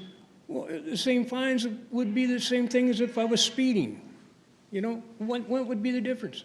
Now, what I see is the ATVs, if you allow them to hit the streets, I see them going over the curbs, going down through somebody's yard. Police aren't going to chase them because of the hazard type of thing, and I see a problem there. But UTVs, the people that own them have a lot invested. They're not going to be out here, dang, speeding up and down the road. I heard the chief say the engines have a loud noise to them. They do have a rap if you're doing 45, 50, 60 mile an hour. At regular speeds, 20 mile an hour is very, very much like I'm not going to say a Honda, but pretty close, okay? But that's all I really got to say. But I love Sioux City, but at the same time, we're dragging our feet on this, and I'm getting old. Okay? Thank you. Thank you. All right, thank you. Well, let's address the question then. So first, I think this council is taking action, just so you know. You're going to get a vote. And then on the zones, let's address that part of it as a hearing. So they identified these zones. And again, you guys are going to be able to review this more and more. When you take it home, throw it to the dealerships, this isn't going to pass tonight. This is a process. So walk us through, educate the public on why we did the zones. Do other people do the zones? What was the criteria that you came into it? I mean, please. Now, it was council direction. I believe it was Mr. Rayford that gave direction to say, hey, carve out downtown exclusion zone. We'll see what that looks like, because there were considerations of vehicular congestion and pedestrian traffic that is heightened in the downtown areas. So I drew up the zone and, Do you see any issue if it stays or doesn't stay, from a policing or from a safety, it's just something that was suggested to draw what it would look like, and we'll make a decision from there? Pretty much Rayford's suggestion. And for clarification, like 4-lane divided highways and so forth, those are prohibited under the state code. Under the state code. Those are already. I think one of the issues they have is Floyd Boulevard is it goes from 35, to 40, right through that main stretch when you get past Chestnut. It's also 4 lanes. So it's a double whammy on that. That'd be off. That one's off, period. So even if you lower the speed limit, that one's off just because of the 4 lanes. Okay. Correct. So what's the Leeds thorough? What do you suggest is going to be the main route through Leeds to get to Leeds? Can't go down 75.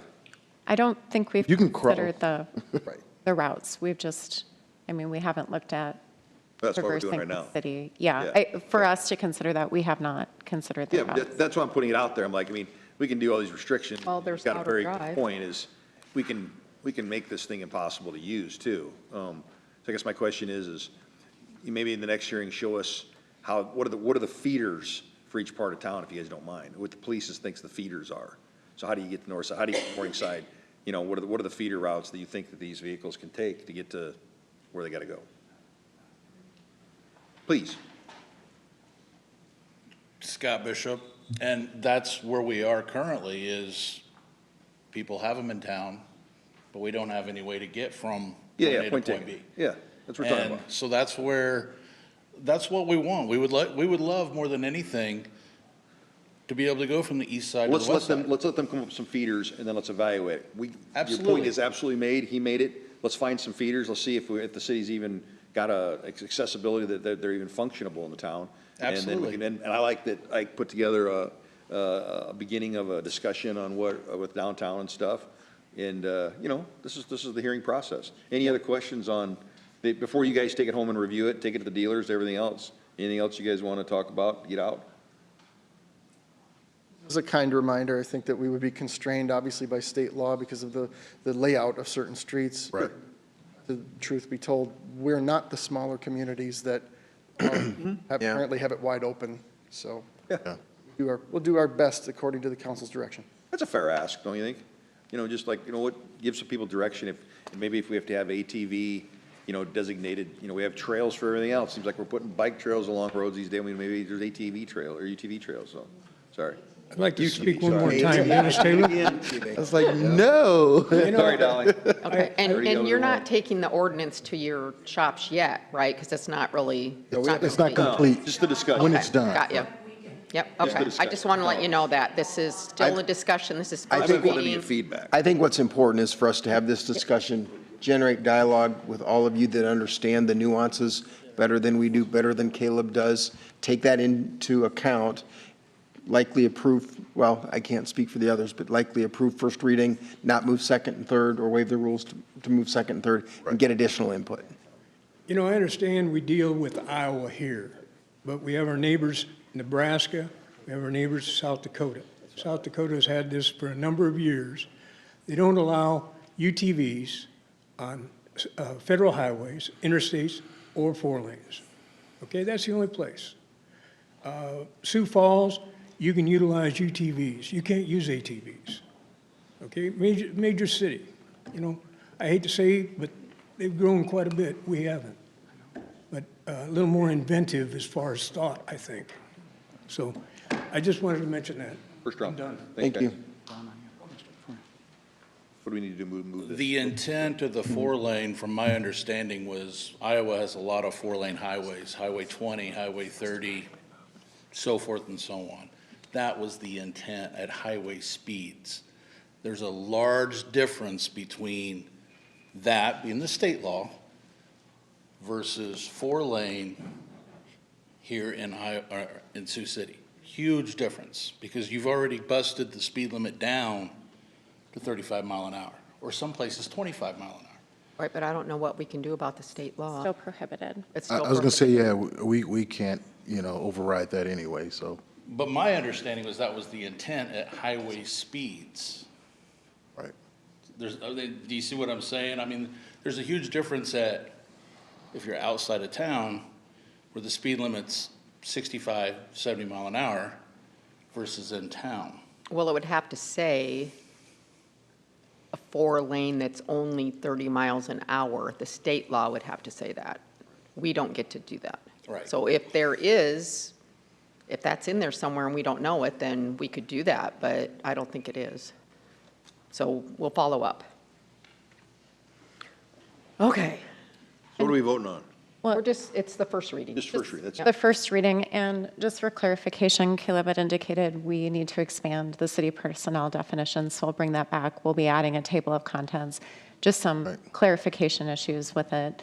Nothing substantive as far as changes from us being proposed. We'll provide an alternate, and then any additional direction that the council gives. So educate, today. Nicole, educate us. So from an amendment standpoint, let's say we went in there and wanted to amend any portions of this along the way, would that be done before the next hearing or done during the next hearing? What I would suggest is if you want to go ahead and pass first reading tonight, Okay. if there's direction for us to come back with any alternatives or modifications, we can provide an alternate draft ordinance for consideration and the second reading. And that wouldn't restart the clock? No, I generally do not, when you get to a third reading, we don't advise making drastic changes on the floor at a third reading, but at a second reading, there should be plenty of opportunity to discuss the alternate proposed language. This would be next week, or does it need 2 weeks? 2 weeks because Right. Nicole. We would request for staffing issues to be able to fully discuss this. We have a few conflicts with attorneys to be present, so we would ask that it would come back in 2 weeks for council's consideration. Does the public have, the public has access to this? Yes. Okay, so you guys have access, get us feedback in writing, get us, pick it apart a little bit, give us feedback, 2 weeks. Yeah, and I think the feedback needs to go to Caleb. I mean, he needs to understand where the pockets are in the draft ordinance, whether it's with regard to tires or speed limits or locations.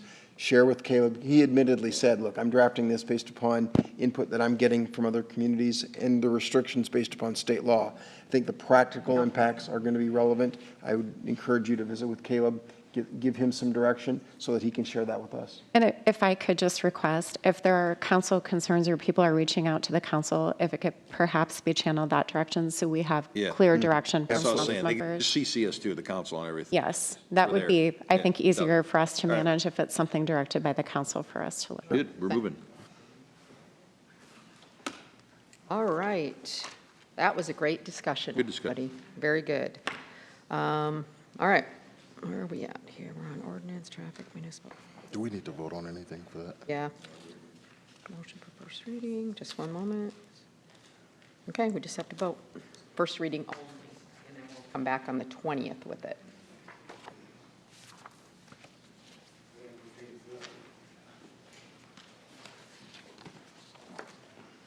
Motion passes 4-0 with the mayor being absent. All right, presentations, blight removal funds.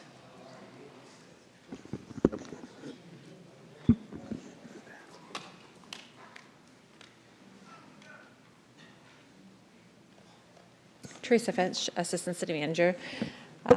Last week, it was, well, 2 weeks ago, I think Councilmember Bertrand requested that we bring some information related to blight funds. So you'll see several of us here today presenting different things related to the funds that we currently have, some of the history and trending, some of the other alternative funding that we may have available. So I will start. You will all also received a memo that outlined this, but I'm just going to outline it for the public's purpose and for your purpose again. This is kind of the project update. As of July 1st, right now we have $537,756 available. Right now we have additional expenses for this 11 homes that are anticipated to be about $60,000. Those are the FY26 home listings that are currently encumbered and looking for demolition. We have anticipated expenses of additional 14 homes in the FY27 year, which are about $280,000. Again, that's an estimate. We estimated about $20,000 per property, and that could vary up and down. We aren't exactly sure. But there are additional commercial properties that we have identified as safety hazards or concerns that need to also be demoed. So you'll see here there's a listing of 4 of them. The first one is 901 Nebraska Street. We have that estimated at $120,000. We do have a $100,000 bond, and it would be a $20,000 city expense. 1804 Dace, it's a vacant plant. It's a $70,000 expense. 311 South Fairmont is a $200,000 expense, and 1901 Pure Street is an apartment that has experienced a fire, and it is a $150,000 expense. With all of those items, we are estimated for this project, or the current project, to be a shortfall of $872,000. So that's just kind of right now where we stand with what we have, what our anticipated expenses are and what we see coming. I'm going to have Daryl just give you guys an estimate or an update on kind of the cost trending, the updates that he's seeing. Daryl Bullock, Inspection Services Manager. Yeah, a lot of the costs that we've seen significantly change this year has been some changes that were invoked on the utility disconnects. Instead of just cutting them off at the main, it's actually a new saddle device that would actually straddle the main. Plus, it's an unknown factor of how much of that main, because of this new requirement, we would have to replace. We may have to replace 2 feet. We may have to replace 100 feet because it's crushed, it's deteriorated, and you can't clamp onto a pipe that's deteriorating. So it becomes an unknown cost. In the first round of bidding for some of the homes that are right now under the bidding process for demolition, some of them that are in the middle of it, you'll see the anticipated costs and so forth of the ones that are in the process right now. We've seen them double in price. Now, is that a significant number? Not necessarily. Most of our utility disconnects come in around $5,500 to $6,000, but we're seeing them $10,000 to $12,000 now for those demolition costs. We have seen some upticks, and I think it has to do more with some regulations that may have changed. I don't know the exact specifications of it, but some of the asbestos costs are coming up in much higher numbers as well. We are, as a municipality, required to abate asbestos in all demolition structures. So I've implemented some requirements that haven't necessarily been looked at before. I found some areas where we can do point counting on asbestos, which does take out certain sections. So I'll just use example of joint compound. Somebody's gone in and plastered a room or a couple of rooms in the house with wall texture. Instead of having to do it on a specific sample and have to take out all the drywall in there, we'll request additional point sampling, and it'll become an average of the asbestos that's in there, and then we may not have to abate that, which will reduce our costs at that point. Obviously, we want to follow all those requirements out of the DNR, but that is a potential increase in costs as well. We have a little bit of pushback from some of the demolition contractors with frustrations out at the landfill. The new ownership out there has got some new requirements. It's costing more for landfill fees because of that. They have, and most times they've got what the demolition contractors are calling a push in, push out clause, where they have to wait for their trucks to be pushed in and then dumped and then pushed back out by a dozer.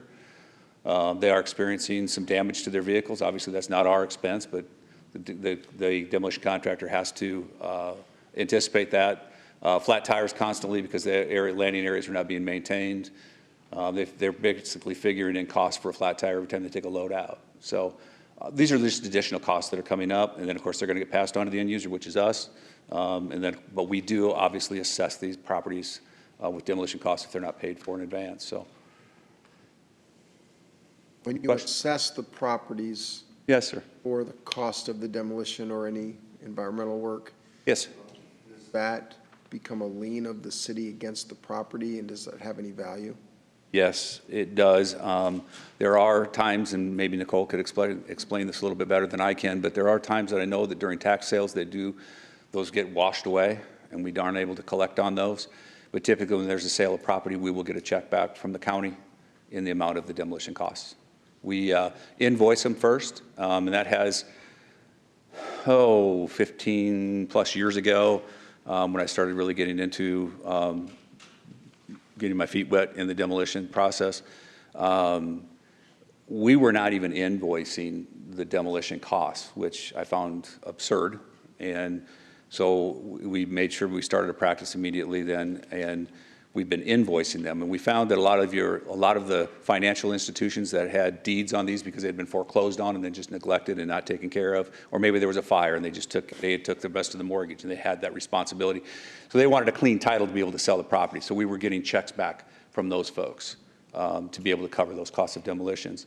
For many years, the insurance requirement that's set by the state of Iowa for 10% or of the demolition cost, or $10,000, whichever was smaller, or not smaller, but whichever was, if the demolition cost exceeded $10,000, it had to be 10%. If it was otherwise, but there was a base model of $10,000 that was in reserve, and we started utilizing that. We've gotten that back from insurance companies on several occasions as well, which has helped reduce those costs as well. So, how do you determine demolition versus rehabilitation?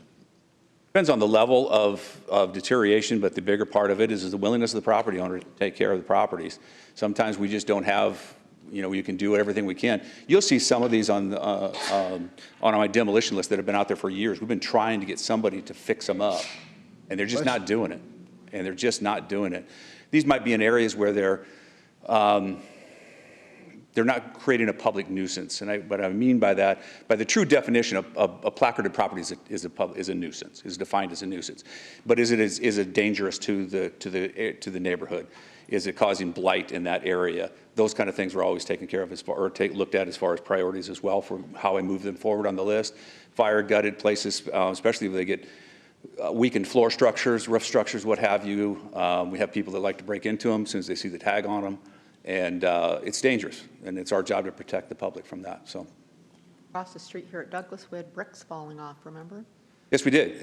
We actually had to go in and hire a contractor to abate that and remove bricks off that structure and bring them down so that they weren't falling anymore. So when we do that, and like as I look at this and I'm seeing this estimated shortfall, and I realize that sometimes you put the bonds up, but where does the funds come for us to demo, or I mean? The blight fund is funded by the casino dollars. Currently, yes. So the next slides, we will go over some other opportunities for some funding and some alternative options for some of these properties here. So that's why we have Marty here. He's next up. Real quick, 3 quick questions before Marty gets cut loose. Teresa, so the list you gave us, and Daryl, the list you gave us, I look at kind of, the ones that are getting tore down, they're at bat. The ones that you gave us, they're on deck. Do we have a list that's like properties that are in the hole? They're gone already? No. No. That was a really poor baseball analogy. Come on, man, stay with me. Baseball. I think, Yeah. At bat, on deck, and in the hole. See? I think Phil has an ongoing list, Yeah, but these so are we just the do. priority items that he's brought forward. I can give you a quick rundown. Besides the properties, out of the 11 properties that are currently under the process of demolition, there's a lot of steps to demolition. Our first step is, of course, to get an asbestos survey, then the asbestos abatement. Then we start getting utilities disconnected, and then the actual physical demolition of So the you've property. got other properties identified? I have 17 other properties that are on the list that have been ordered demolished that are not active yet, but they will be on the next round as soon as I get through these. So that 311. bridges into my next question for you is, do you feel unshackled enough where you've been able, I know we've carried these, the city has carried properties for years and years. Do you feel unshackled at a point where you're getting more aggressive on, you know what, you've had enough time, it's time, the community is responding and seeing that we are taking properties down and cleaning this stuff up, and it's a good thing, and they're supporting us. That's why we went to Teresa about more dollars. Do you feel unshackled? Do you feel like you've got the tools you need, or we need to change some ordinances, or what do you need to start taking these properties down quicker and more Consistent aggressively? support and moving forward with it. Okay. Yeah, I mean, I'll just be bluntly honest. I don't mean any disrespect to anybody. But when we make that determination, we don't take it lightly. I am certified as a building official by the ICC. All of my inspectors are certified. They're very trained in looking at these hazards and evaluating the situations. If at all possible, prior councils, and I'm not just talking about the most recent councils, I'm talking about decades of councils before that, have asked that we take all due diligence in trying to get these rehabbed. We've worked with that quite frequently. You'll see me bring properties back to council to have it rescinded and give them 90-day stay of demolitions. Your support in making sure they have that bond in place is a motivational tool for them to get it done. It has to happen that way. And we have been successful in that. But typically, those are properties that have gotten tagged for sanitation issues more than anything else. Sanitation is created, you have lack of water, for instance, you can't flush your toilet, you can't prepare food, you can't bathe, you can't do any of that. It creates an unsanitary and unhealthy situation. And we're going to tag those properties. But those are more candidates for rehab, for being able to get them out there and get them flipped and get them back on the Last question. next roll. Yeah. So when the lot gets cleared off, the county, I think somebody told me it takes anywhere between 5 and 7 years for the county to return a lot of these lots back. Am I missing something here? Yeah, I think there's an opportunity sometimes, and I don't know all. We got of the one rules. gal over there that just you got to almost do it by request to get them pulled back off. Yeah. What's our communication with the county on this deal with returning these things quicker? Out of my department, other than us doing the assessments, there is no other communication with them, to be bluntly honest. But I think not pointing fingers. What do you suggest? How do we get the county to get these back quicker to? I think there may be some opportunities for the city to acquire some that we can sell off some infill lots. But we're not good property managers, on vacant lots. It's just a lot more expense on the city to maintain those kind of things, and then you take the liability as well for ownership. But when you have an area that you might have 7 or 8 houses that have been taken out in a 2-block area, it's an opportunity for redevelopment, in my opinion. You could bring in some infill homes and maybe some smaller ones, like some Habitat for Humanity type houses and things like that, and enforcing some of our liens on that and taking those past certificates. I get calls from some guys, and they're like, this lot, they'll give me specific addresses, and then it goes back to the county, and the county won't release them. And it's in the city. I don't get where this is coming from, and maybe we'll talk more offline, but I just want the other council to hear this too, is that there's a fair amount of that out there. And There's a lot. Anywhere from 5 to 7 years to get these back on. You'll see a lot of that. I mean, for us, it would be great if they got redeveloped, because quite frankly, once these lots get abandoned like that, we have an additional costing because we get constantly called for mowing them. They have to get mowed. And so we end up having to go out and mow it, and then we assess those charges again. Right. We have to shovel the sidewalks to make it a safe passageway for people, and those costs then get assessed again. I could So be it just wrong. I keeps doubt it, but steamrolling it up. could be. It would be rare. So I think that's an opportunity that we could look towards infilling some of those lots. So. Thank you. Yes. Funding opportunities and options. Marty, first to talk about some brownfield funds. So, yeah, Marty Doherty, Economic and Community Development Director. First of all, I just wanted to say the way that I think that to look at it is we don't want to tear down houses. We need the housing, right? We need affordable housing. Sometimes those are the most affordable properties. But at the same time, you risk losing other parts of the neighborhood if you let something sit there and deteriorate for so long. It drags down the neighborhood. So Marty, you know as well as I do right now, balance. a blank lot, there's a list of guys that are looking for a blank lot infill right now. So you want housing, let's get them down and let's. Agree. So Teresa asked us if, I know she's concerned, we're all concerned about the effect of the latest property tax bill, and we're trying to be aware of, cognizant of spending more money. And so she asked us to look at other options. We do get federal money. We get federal money annually, which Jill will talk about with CDBG, or sometimes we get grant funds. And in the past, I'll go back in history a little bit here. In the past, probably the most blighted area in Sioux City was the stockyards, right? And so we've spent 20 years cleaning up the stockyards. We're not done yet. But we were able to get different grants, and EPA grants and brownfield grants, and we've used those funds off and on for 20 years, I think.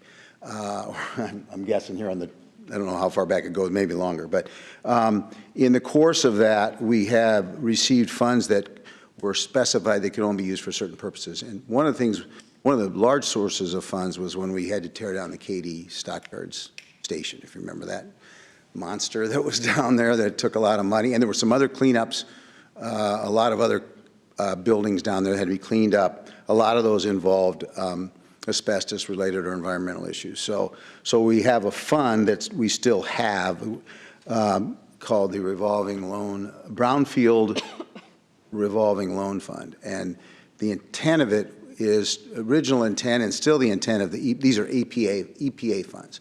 The intent is to be loaned to someone to help clean up a site, to help incentivize it to be rebuilt on. And so over the years, money's gone out and been paid back in. And with the case of KD, we loaned it to ourselves and then for a number of years paid money back in. We've also loaned it to a few development projects, even some in downtown where there was in a low interest loan. So we continue to receive some money back from that even up till now, currently. So I think I was going to verify the amount of money, $1.2 million, $1.4 million. We currently have $1.3 million, but we still have some that are paying back into the fund from loans. So the current Brownfields Fund has $1.3 million. Correct. Right. And so, but before you get too excited, I was going to say. there are tons of rules and regulations, and we have they keep changing the rules over the years. They've changed the rules, and we have an agreement that the council approved not that long ago. Anyway, we're going to get you a more detailed breakdown of this, and I tried making a bunch of calls last week, and with the holiday, they weren't getting returning calls. So, but we'll continue to look at that. But it can be used. It can't be used for straight out demolition. It has to be used for something like cleanup of an existing site. So say you have asbestos or some other environmental type issue, we could use it for that. There's a lot of rules attached to that, but we think maybe we could be a little creative in using those funds and helping with some of these challenges where we don't have enough money to address all of these different, particularly the commercial buildings. But anyway, cleanup versus demo, we need to define that more clearly. And again, the EPA prefers it be loaned. It can be loaned to a developer or to ourselves. Obviously, we've done that. So, but there's a lot of rules associated with that. So we'll try to get a breakdown of that in more specific detail. We've also used it over the years for things like Phase 1 and Phase 2s that we've done. At one time, we had somebody that almost worked on this exclusively in the Community Development Department that, and we did, dozens of Phase 1s and Phase 2s over the years. But we do have these funds. We should use them if we can. I believe we should use them and apply them to maybe lower some of these costs. All right. But we'll have to be a little creative about that. So. Our next option is Bill Wonderscheid for CBDD funds. Sure. Jill Wonderscheid, Neighborhood Services Manager. So we are the administrators of the Community Development Block Grant Funds. We primarily use these for infrastructure, housing rehabilitation, those types of things. They can be used for demolition also. We did a fair amount of that probably in the first part of the 2010s. And so we would have approximately 75 to 100,000 available in this current fiscal year that we just started. We would just need, there's a few rules we have to follow, of course, because they're from HUD. One would be it has to be in a predominantly residential area. Another is that it has to be determined to be spot, slum, and blight. Obviously, if it's red tagged, it already meets that qualification. And we do have to do a few environmental review type things beforehand, and one of that includes a full historic review of the property, and our staff does that internally. And so we would just want to work with Daryl and make sure that we're picking the right houses that will sail through all of that as easily as possible. But we're excited to partner and can definitely work on that this year with some of those funds. So it doesn't need to be a broadly defined blighted area. The property itself can be the blight. Yep, exactly. And there's no requirements of what the property has to be in the future. There's no ties with any of that. It just has to be placarded now. You haven't spent any of it so far? So what we do each year is when we do our action plan, which you all review and approve, we always put a placeholder in there so HUD approves us to be able to use these funds for a demo. And we just kind of see what comes to us from inspections. And so, no, to answer your question, we haven't spent any. So is any of your money overlapping with Teresa's right now? No. No. How do you prioritize demo versus rehabilitation? So typically the rehab that we're working on are homeowners. They have to be living in the property. That's another thing with HUD rules is you have to, everything's income based. So we have to have someone physically living in the property to rehab to say that they're low to mod income. It's kind of counterintuitive, but the other way that so we can't rehab homes that are vacant. That's a federal rule. What's your preference, rehab or demo? I mean, if it's blight in the neighborhood, 100% demo. Yeah. Yeah. The guy behind him getting. And uninhabited. Yeah. And to answer your questions before, we have met with the county to kind of start those conversations about how much is state law, how much is policy of the board. So we're kind of flushing through all of that. We are working on developing. Off base there on that turnaround though, because I get calls all the time about that. Isn't it like one lady over there that processes? Yes, and yes. You call her and you pound her enough, then she'll put it on the list. Yeah. He goes, but that's not how that's supposed to work. Yeah. It shouldn't work like Yeah. that, but it's not a priority in their workday. Right. What pressure needs to come in from who? I think it probably would help a council board conversation for sure. We also have been working on a separate new nonprofit that would kind of fill the gap in the community where we're basically a land bank without the legislation. That would not be a city board, that would be a separate thing we're kind of working on in the background here. And we do think this would kind of fill the gap of holding on to some of these vacant properties and flipping them that way. So you got cash in hand right now, the 100 grand? Mm-hmm. Let's go. Mm-hmm. Great. Teresa looks at me. The next item is an increase in the FY28 budget because we're already in the 27 budget. If we want to increase and accommodate additional expenses here, it will reduce the amount of casino revenue that we utilize to balance the general fund. So I just want to make you aware that if we do decide to increase it and we use casino funds, it will reduce the amount of money that we move towards our general fund. So that'll cause further concerns. Right. I think we've got a good start with using the brownfield and with using CBG. So the brownfield, I do want to be clear, the $1.3 million is not 100% available. It is only for, yeah, it's only for, because they have new rules, we can't use it for demo.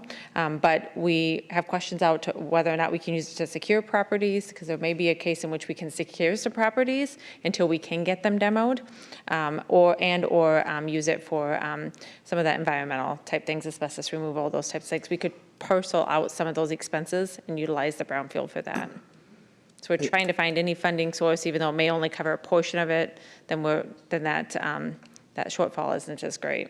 I know you're in the process of getting us a summary of the state legislature's amendments to property tax and TIF and otherwise.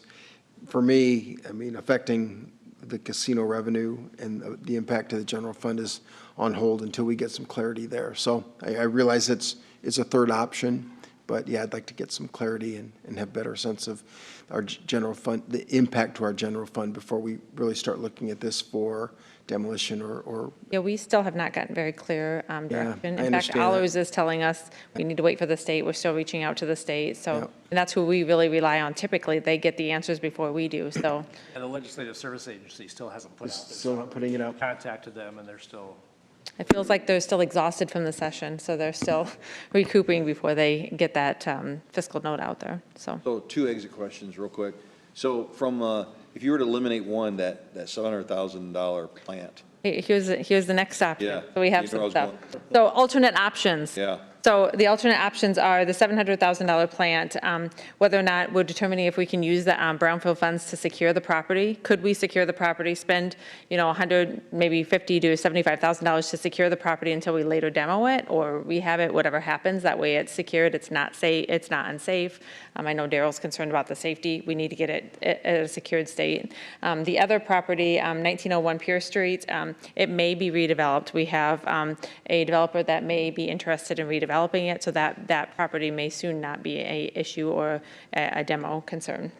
So if there is a developer for the Pierce Street property, which I think we're all hopeful that will materialize, is the former bus barn on Fairmont, is that a property that you feel like needs to? And already started. It already started. It's already started. We've actually done the asbestos survey, and thank goodness the roof was not hot. I talked to the surveyor, and I asked him, the portion of the roof that's laying on the ground, there's a significant, probably 80% of the roof is laying on the floor. The rest is just dangling there, ready to fall. I said, can you take your samples from that so we can not have to take this as an asbestos-containing building? And he did. He agreed to it, and thank goodness it was not hot. So we brought our number down from probably 75,000 plus down to a number of, I think our contract went out at 23,000 for abatement. Just for asbestos, and that was for basically the office section. There's two stories above ground and 1 story below ground, and pretty much everything in that is hot with asbestos. So it's all got to be taken So that out. was my first question. I apologize. This is my last one, I promise, but that was where I was going to finish. What I want to finish, this is what I actually wrote to finish was, so right now the bid process, the bids are coming in very aggressive, right, for demo. So my question is, what can we do legally? Can we, number one, can we package bids on demo house, on residential? Is that legal to do? I do that. You already do that? I do and that. Number two, can we, what's a time limitation that we can do on a bid? Because I think some of these guys, if we were, going into next year on some of these packages, can we lock them into these rates? Give them a 5 or 7% variance? But is there something that hold us back from that? I would have to take a closer look at the code, but I believe there is an allowance for demolition bidding for a year. I believe so, Under Chapter 26, so we'll have to take a look at that. We've never used that, but I think Because now that there we're in is an July, that's why I allowance. was holding this until July. Now that we're into July, you know what I'm going with this, Daryl and Teresa, I'm going with this. Okay. I do Get the bids currently now. I mean, in my contract. that's why if they're in the hole, if they're the ones that are in, that's why we're asking to identify the ones that are not. Right. Okay. In the hole, correct. But And we get will- them bid. And then lock them down. We'll work towards getting a list of the expenses that would be eligible for brownfield too, so we can parcel out what we're really, now the shortfall is after we have CBD funds and the brownfield, and then we can start moving forward with some bidding and get some direction from Nicole. My path that I'm going to looking at taking here for 1804 Day Street, such it is a significant number, and it's such a hard one to lock down simply because we don't know the environmental impact portion of that, is to actually get that survey done now. Because the survey is probably going to cost us around $2,500. It's something that has to be done anyway. We'll get that survey out there, and that will determine how much we're going to have to use. And if it is a significant number, then I would suggest that we look like moving forward in using those brownfield dollars. So that $700,000 number may come down significantly. If one, we can use brownfield numbers to take out the asbestos, or two, it doesn't come back as hot as I'm anticipating. Being a packing plant of, turkey packing plant at one point, there's a lot of piping in there that's covered with asbestos and those kind of things. So I'm guessing pretty high on that when I put that number out there of 700,000. The 1.3 million in brownfield funds that are loaned either to the city or to private developers, are those loaned at 0% or just a low interest rate? We used a low. We used a interest low number, interest rate.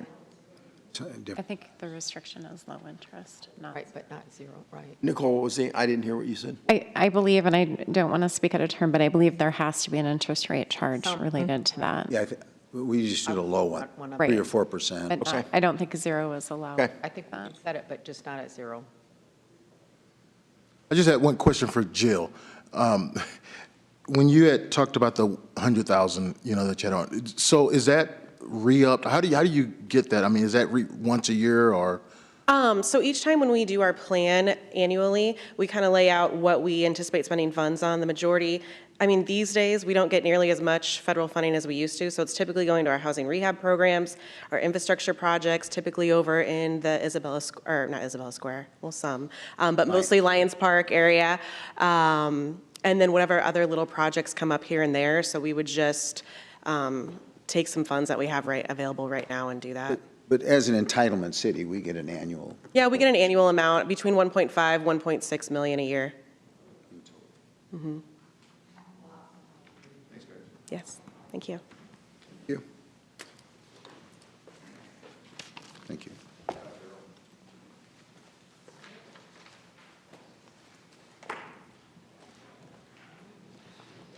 Next up. Now that the city manager's properly noticed this, we can discuss it this week. Thank you.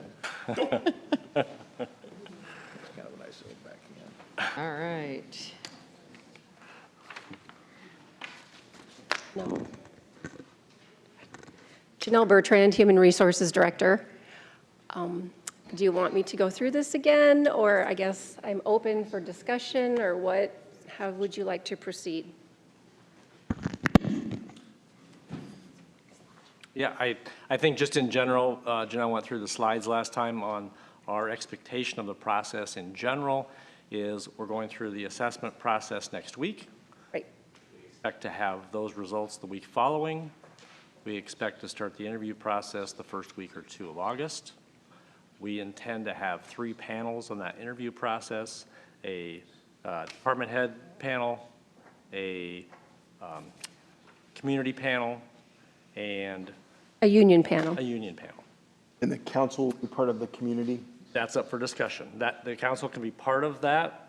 If we notice it as a meeting, you can decide to have individual meetings with those finalists and give feedback to me and the recruiter as we go through that. So we don't have to decide that today. And the 19 that applied, you anticipate having, as you go through the review process, what's your anticipated? There is 9 coming for the assessment process that have been pre-screened.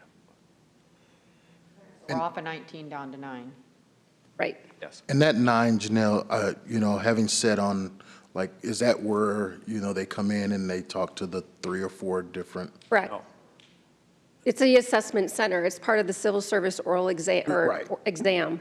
And there, like I said, there's an assessment center that will consist of a written examination, an oral examination, and a presentation. And then will you will weed it down from there, that would then go to the? As long, they have to have a passing score of 70 to be placed on the all applicant list. So if all 9 have a passing score of 70, they all can be placed on the list. The intent would be then that I'll go meet with the assessment panel after that process and get feedback from them to cut down for finalists with their feedback. So the question is why we called this, why I really was excited about this, because again, part of this is the education part with the public and also to get input from the public, as this is anytime you make a huge move, you know, when a police chief retires, it just doesn't happen that often. So this is an opportunity, and plus we as a council don't get an opportunity to have an open discussion about what are you hearing from your constituents, what are you hearing from the public, where do we want to go as a community? And what I hear and the people that I talk to is people agree where this council is taking it is that law enforcement and economic development walk hand in hand, in my opinion. If you don't have a safe committee or safe community for commerce, if you don't have a presence, a police presence, it hurts commerce. It hurts economic development. So I started asking questions. What does the public want to see, and where do they want to go with this? I'm encouraged that it sounds like that we're going to have an opportunity to interview the finalists as a council together, which is fantastic. The number one thing that I got back, number one feedback was public safety, is they want an increased visibility in public safety. They want to see law enforcement becoming more visible in the community. Not saying that they're doing any better or any worse job, is they want more visibility of law enforcement on the streets. So as we recruit a new chief, we want to know, is there his philosophy or her philosophy law enforcement visibility?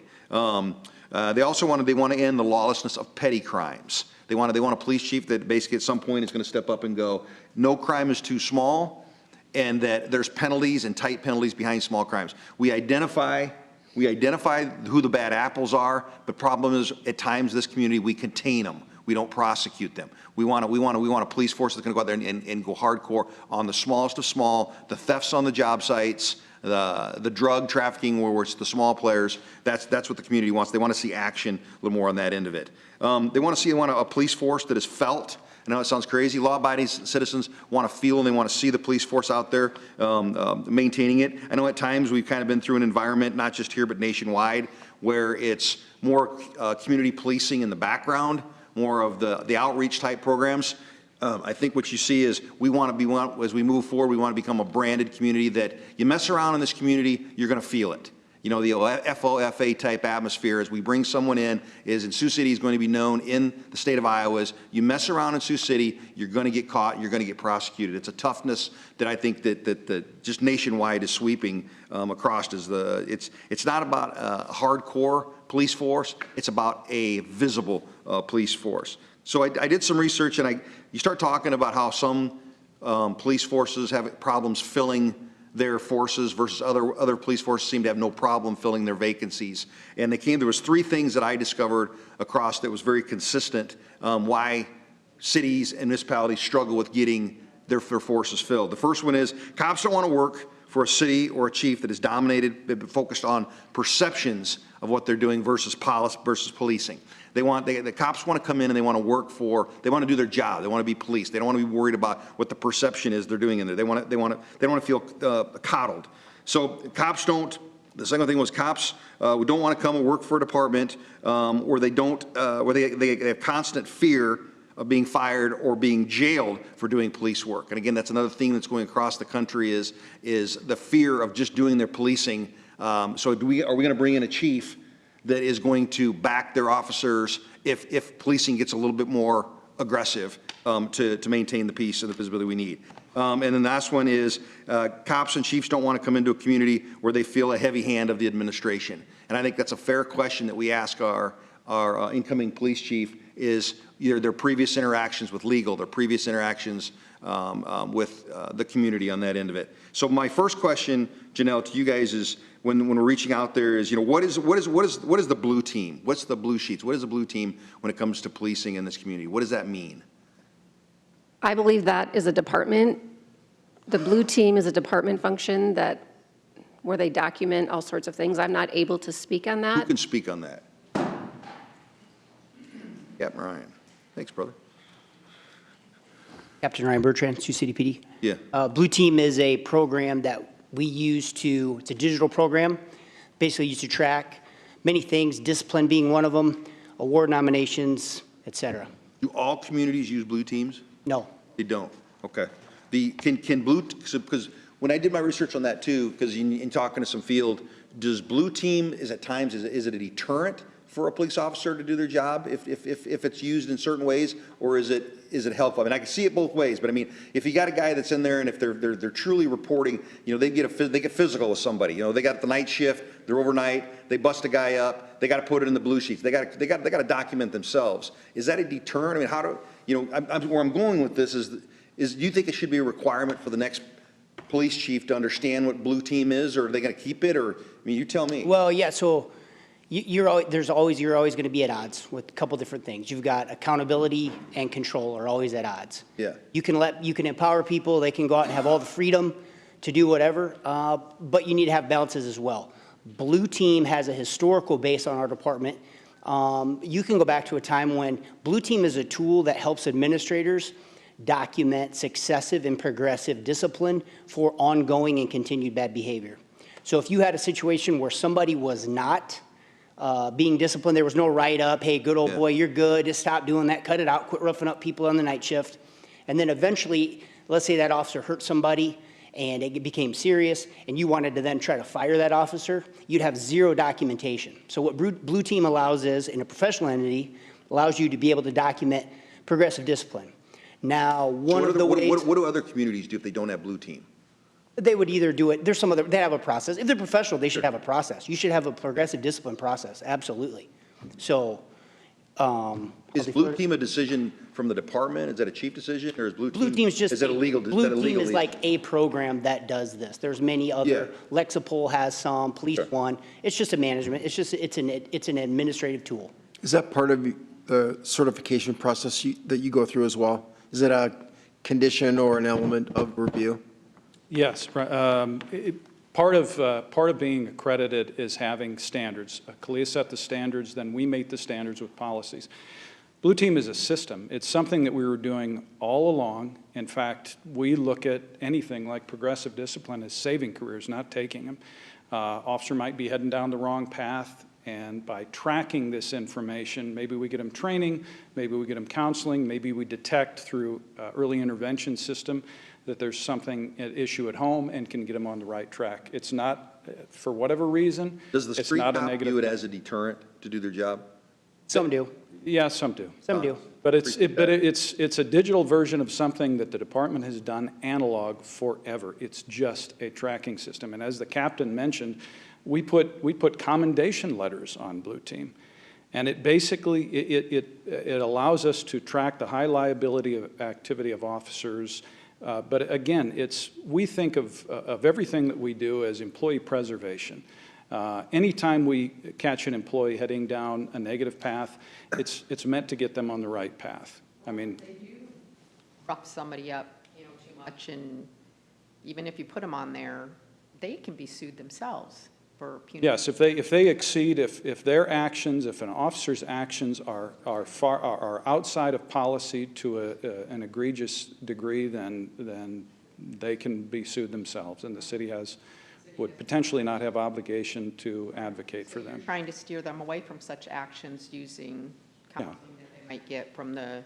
And you know what? And it's like anything. I think setting standards is healthy. If you don't know where the bar is, if you don't know the expectations, then you're left with a very wide road. And I think being accredited as we are, a lot of these things are a function of accreditation, but Blue Team's a proprietary system. There's probably dozens. We've gone to tech conferences of different vendors who would say, okay, put your pursuits, put your use of forces in here, put your commendations in here. It's our software system. It's just a software system.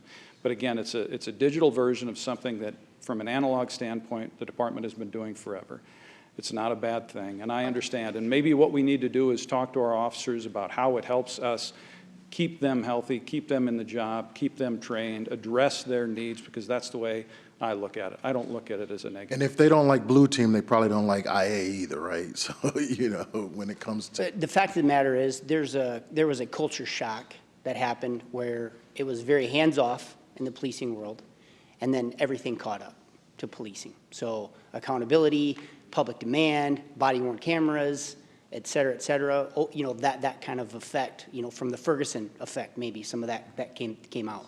So you've got people that are 30-year. Hey, Ryan, you're a cop. You're applying for a job in Sioux City, Iowa. Yep. And you're gonna do your diligence, right? You're gonna figure out what's with leadership, what legally is. Is Blue Team, is it a deterrent for that incoming officer, or is it a perk? No, Blue Team is neutral. Confrontation does not equal condemnation. For a good, strong leadership, you need proper selection. You also need high standards. Any high-tier unit needs standards. And the people that want to do good work, if they want to be professional, they want to be respected as a go-getter and a cool cop, I'm going to have them both ways. I'm going to give them a lot of training, and I'm going to give them a lot of standards. And it's going to be both at the same time. There's got to be a balance. Sure. Some people don't like it because they've never been told no, and when they finally get told no, then Blue Team, for some of those folks, it's a bad thing. Oh, we can't do policing. I guess you don't want me to do any police work. And I'm saying that sarcastically because I've heard that before. Sure. Some cops have that. Fine. That person can go away. A cop that wants to get professional. Hey, I did a pursuit. I drove too fast. I outdrove the car. I crashed the car. They get written up in Blue Team.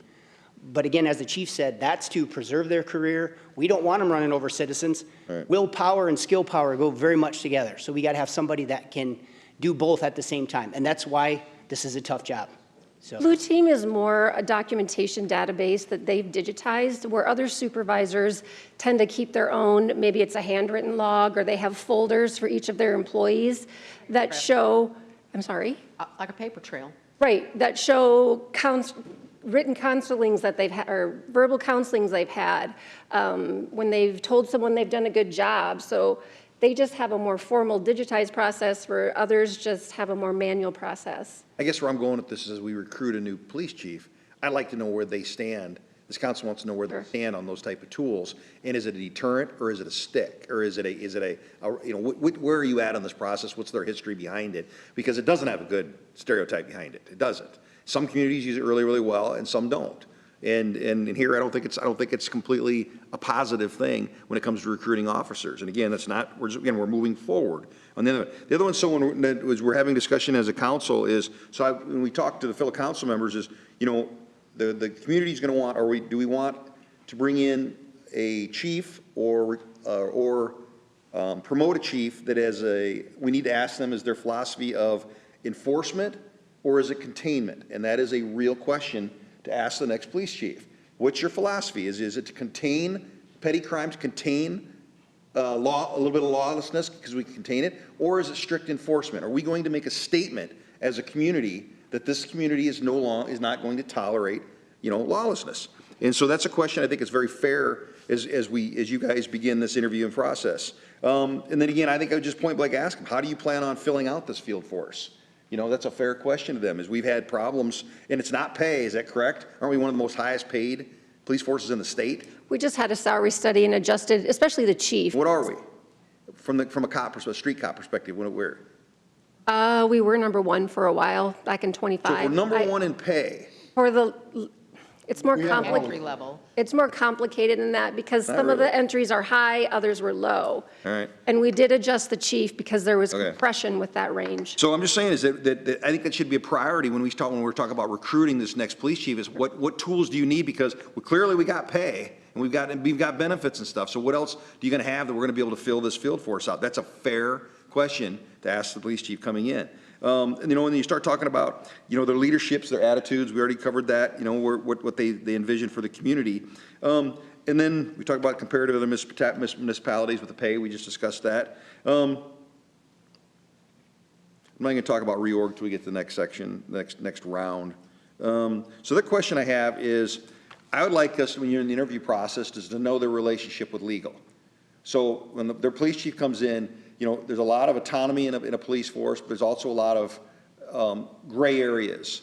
And I would like to ask is their attitude that they take direction from legal, or do they take advice from legal, or do they take direction from legal?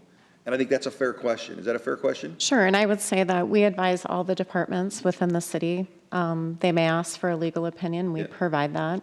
We try to help guide them. An advisory type, yeah. If there are legal considerations, we'll say these are places that you need to try to avoid. We try to help. We try to find out a solution that's within the parameters of the law. I would say it's always the department's decision. Yes. Always it's the same with the council. We provide advice to the council. You can choose to follow it or not. I'm saying is we've got a point in time. It's always nice to reset that philosophy. And I think with the new police chief coming in, I'd like to see a reset of the philosophy of our legal department is for advice.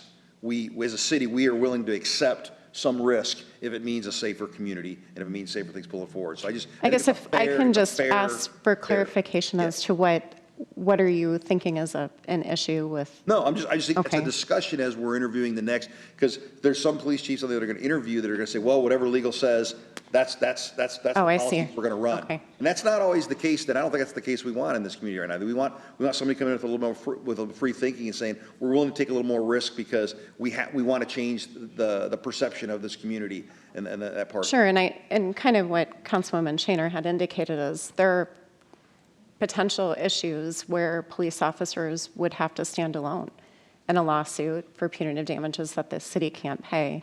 And so we always want to make sure that we're trying to be within the parameters of the policies, as the chief had indicated, and Captain Bertrand. Yeah, I just think we have a very, very unique opportunity. I look forward to the candidates coming forward. I have a complete respect for our men and women right now that are in office, but this is a unique opportunity, I think, from an economic standpoint, to change the direction of this city with stricter, more visible police presence, and that's it for me. Other input from council members right now? No, I think I'm anxious to watch the process evolve. I think we need to be open-minded. I think we're looking for a lot of different characteristics and parameters in our leadership. I think the chief has done a great job. I think he's got the respect of the city, of the community, and of his department. And I think as we look for our new chief, I think things will always evolve in terms of expectations and understandings. I think a lot of the things that Rick brought up are relevant and need to be considered in this process. I think we all have different sense of the characteristics and the personality that we're looking for, but I look forward to the process, and I'm anxious to meet the candidates and go through this effort.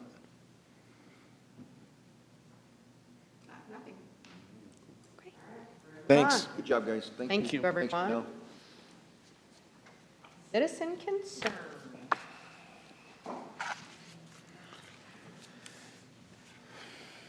Hello, Monique. That was a long wait, wasn't it? Just in case, I just want to hand these out to you all.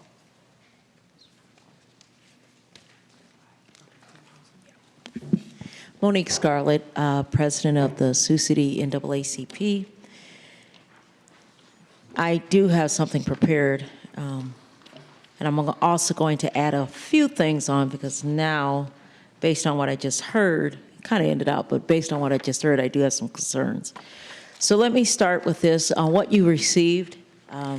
First of all, I knew the mayor was not going to be here. I had conversation with him, and so I knew he was not going to be here. So I do want to thank Mayor Scott for taking out the time to talk with me, and also Chief Rex Mueller for taking out time to talk with me about the handout that you have received. So I'm here tonight in my capacity as the president of the Sioux City NAACP. As you are now aware, if you haven't been aware, there was a press release that was recently submitted by the Iowa-Nebraska NAACP President Betty Andrews addressing House File 2711. Are any of you familiar with that prior to that press release going out? Okay. This House file removes requirements for the Iowa Law Enforcement Academy to consult with civil rights organizations and community stakeholders when developing certain training guidelines. While the new law, effectively July 1st, mandates de-escalation training, it unfortunately eliminates bias awareness training, which is crucial in understanding the community we serve. According to the press release, Iowa faces one of the highest racial incarceration disparities in America.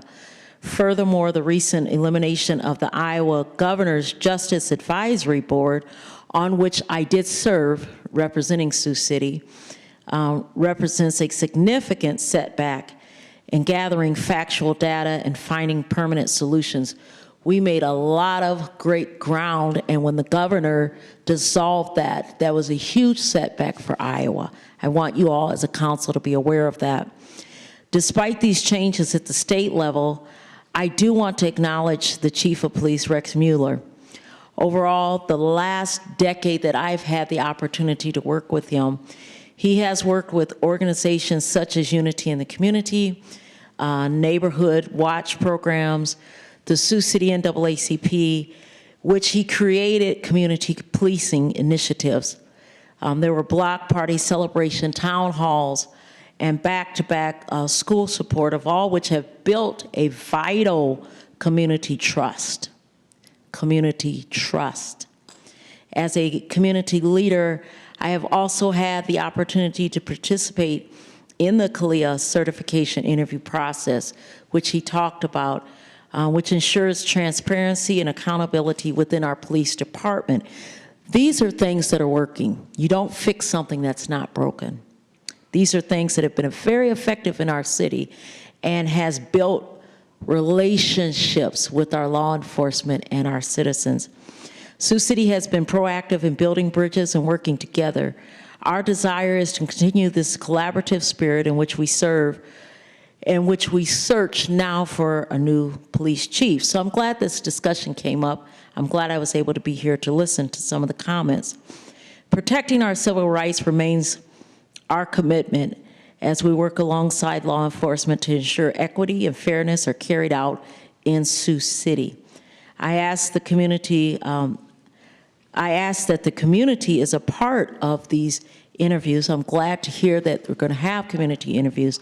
I think it's very important that community leaders such as myself are a part of those interviews, similar to what the school district had done. They let us be a part, they let us ask questions, and we were able to take notes and go back to our various locations and communities and convey those messages.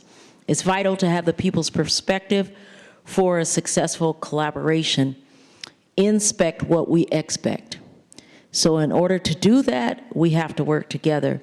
So based on what I heard tonight in searching for a new police chief, I want to say to this council specifically, Rick, you and I really need to do coffee really soon. I understand you have constituents and people that come to you. I also answer to this community. And what I don't want is a chief police, and let me say this, let me back up, my mind kind of wanders. Craig, thank you for your stance on saying, you know, doing things within. I appreciate that because we understand what we're getting. On the last time I was at a city council meeting, you had said that, and the council voted to go on the outside and bring in a hiring. Pros and cons both ways, but on the school board, I know the cons against that, okay? But I do want to say that I am going to be responsible for a community and answer to people also. And we have to be very careful in the next chief of police that we bring in here, because with removing House File 2711, and I'm worried about Sioux City because this is where I live and breathe. I'm also worried about a national perspective as well. But I live here, and I want to keep our community safe. And in order to do that, now that this has been removed from the academy, it is going to be vital for the police, the chief of police, to be a person that is not always black and white. Okay, I don't want a strike 3 in Sioux City to begin happen that's on a national scale. We have to take care of our community because what's happening on a national scale is not always conducive at home. So we have to be sensitive to what's going on in Sioux City, what will make Sioux City successful. And so I'm depending on this council as a community leader to do the right thing. And if you're not quite sure what that right thing, reach out. I'm here. My number is public. I am here. Unity in the community is here. These are things that we have worked hard for to build that community trust.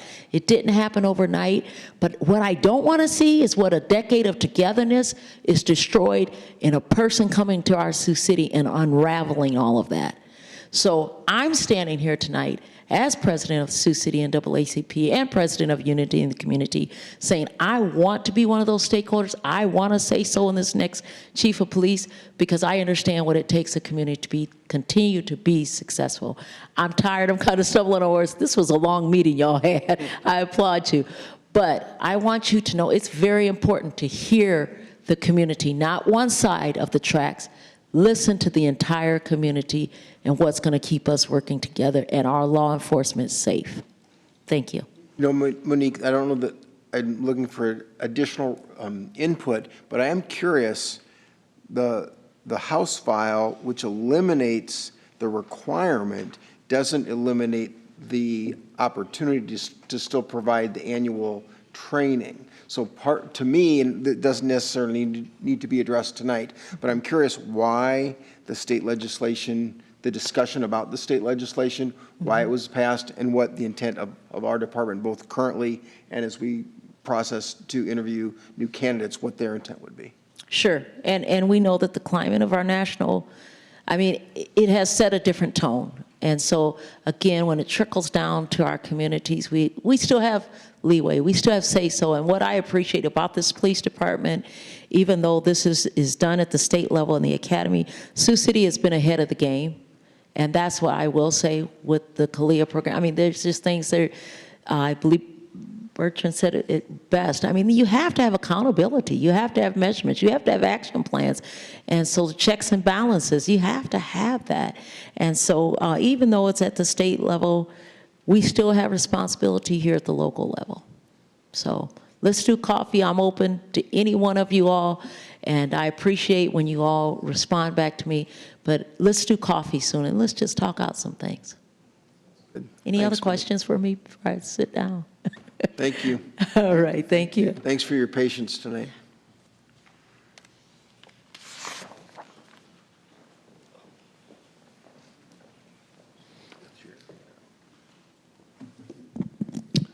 Chad Sheehan, Sheriff, Woodbury County. I live in Sioux City.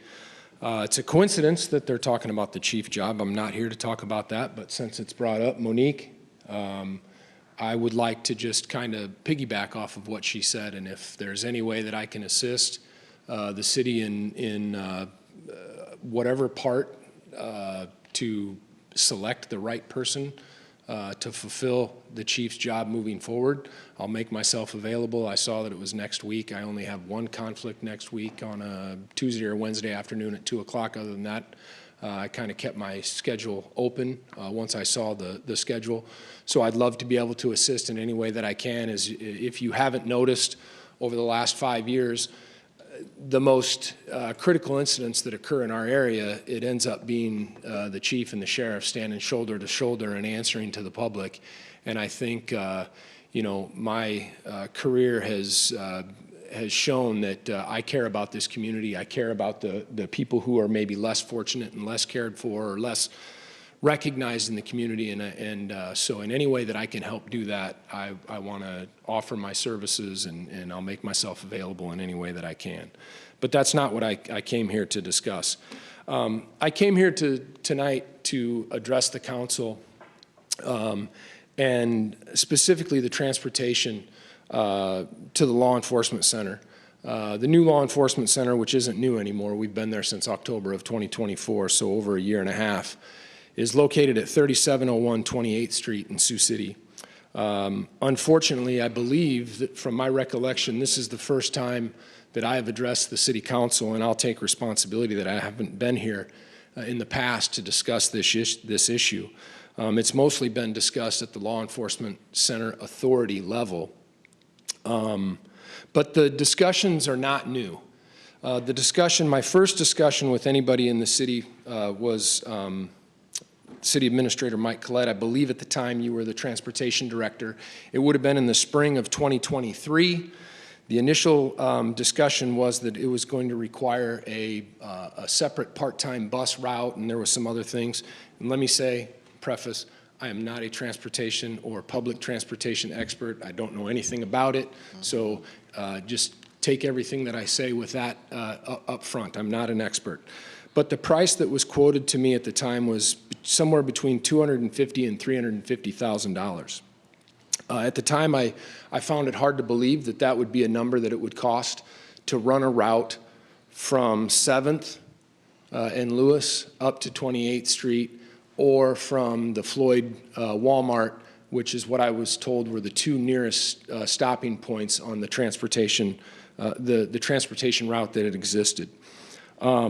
These discussions continued into 2024 when we were in the process of moving to the law enforcement center. There were discussions at the law enforcement center authority meetings that previous Councilman Moore was a representative for the city. I believe he's still your current representative on the LEC authority.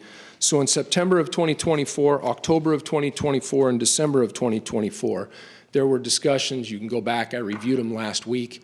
Where there were still discussions talking about how expensive public transportation or using the city's transit buses would be to extend either one of those routes.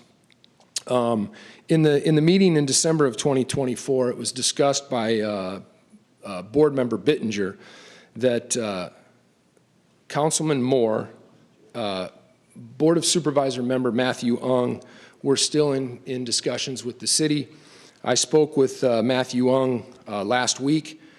He said that basically the discussions stalled, and when the discussions stalled, the numbers were still being kicked around of $250,000. Last week I was reading a news article that was on KSCJ. Apparently 2 weeks ago in your council meeting, I watched them, but I skipped through a lot of the stuff, I'll be honest. I kind of try and pick the parts that are relevant to what might affect me. Yes. But in the news article from KSCJ, it said that during the board meeting, there was a discussion about increasing the routes to Sergeant Bluff and Sioux City. And when I read the news article, it said that Sergeant Bluff has, I believe it's 5 stops on their route, stops daily on the hour throughout the day, and they paid $14,000. I knew it had to be it had to be a typographical error. There's no way that you're running a route into another city that's only a mile longer than what it would take to go to 28th Street for $14,000. It had to be a typographical error. So I contacted the city of Sergeant Bluff, which is a great service. I think it's great. I'm not here to bash the city of Sergeant Bluff. I hope you continue it. But I reached out and talked to Aaron Lincoln with the city of Sergeant Bluff. It's not a typographical error. It is $14,000. It's been going on for at least 15 years, maybe 20. He told me that he thought it goes back to the MCI days when MCI was rolling heavy. There are 5 stops. Apparently, it's every hour, Monday through Friday. Maybe it's different on the weekends. So I'm here to ask this council to look into how do we provide a route so that the lower socioeconomic people in our community can have access, equal access to the criminal justice system in Woodbury County, just like anybody else that can afford a car to drive there. It's been a concern that I've brought up. I know everybody's worried about what the inmates do when they're released. And while I'm concerned about them as well, they've gotten themselves into a position where they're responsible to get themselves home or wherever they're going to go. I understand that. But the other thing I would caution is, in our justice system, somebody who's arrested and brought to jail and then bonded out, they're innocent until they've been proven guilty, okay? But that's a small part of the population that I'm concerned about. I'm more worried about people who are trying to get out to the law enforcement center to serve on a jury, who have been a victim or a witness of a crime, who want to talk to a county attorney, who want to come out and maybe just sit in a public trial to find out that we're all doing what we're supposed to be doing the right way. Maybe it's a family member who needs to come out and bring a child to have a visitation with somebody that's incarcerated or locked up. So I just want to bring this to the attention. I know you probably can't have discussion since it's not an agenda item. I understand that. But if we're doing this service for a city that's not in our own city, I don't understand how we're not doing this in the city of Sioux City for a population of folks that need access to these services. And if that's not enough, the trailer court I know is clamoring for public transportation. You're going to have the Agape Center that's going to open on 28th Street. A simple loop out to 28th Street. I've talked to a couple of the Board of Supervisors. We'll build a bus stop right down at the end of our lane. If you want to bring the bus into our parking lot and turn it around, we'll figure out a way to make it happen. But this has to be addressed. I think the council needs to be aware. I think the public needs to be aware, and there has to be some solution. And it's not $250,000. There's no way. So whatever we can do to come to some resolution and solution, I'd like to hope that this council who, and I'm not saying anything against other councils, but this council seems to be a council that you guys get things done. And so that's what I'm asking you to do, is try to work with us, work with the LEC authority, and let's get this done. Let's finally just put this to bed. This has gone on way too long. Let's put this to bed and get it done. How many times would you guys and the supervisors talk about, how many times have you, what kind of route, and that's 5 times into Sergeant Bluff, how many loops do you need in a day? He's talking about AM, like AM. Ideally, noon, if you did one, PM, yeah. I mean, again, this is just me talking, sure, right? But if you did one sometime in the morning, early, that gets people there for whatever services they need. If you do one around lunchtime or at lunchtime, that gets them back if they're done for the day. And then one shortly after lunch, and then one towards the end of the day, and that should suffice. Now, if you wanted to do it more, I don't know what the Agape Center's needs will be. I don't know what the trailer court's needs would be, but from a perspective of our perspective, that should be enough. And we can, when possible, coordinate release times to coincide with the bus. But again, that's a population that I'm not as concerned about having access as the other folks. But we're willing to do whatever we can to help. Share the cost?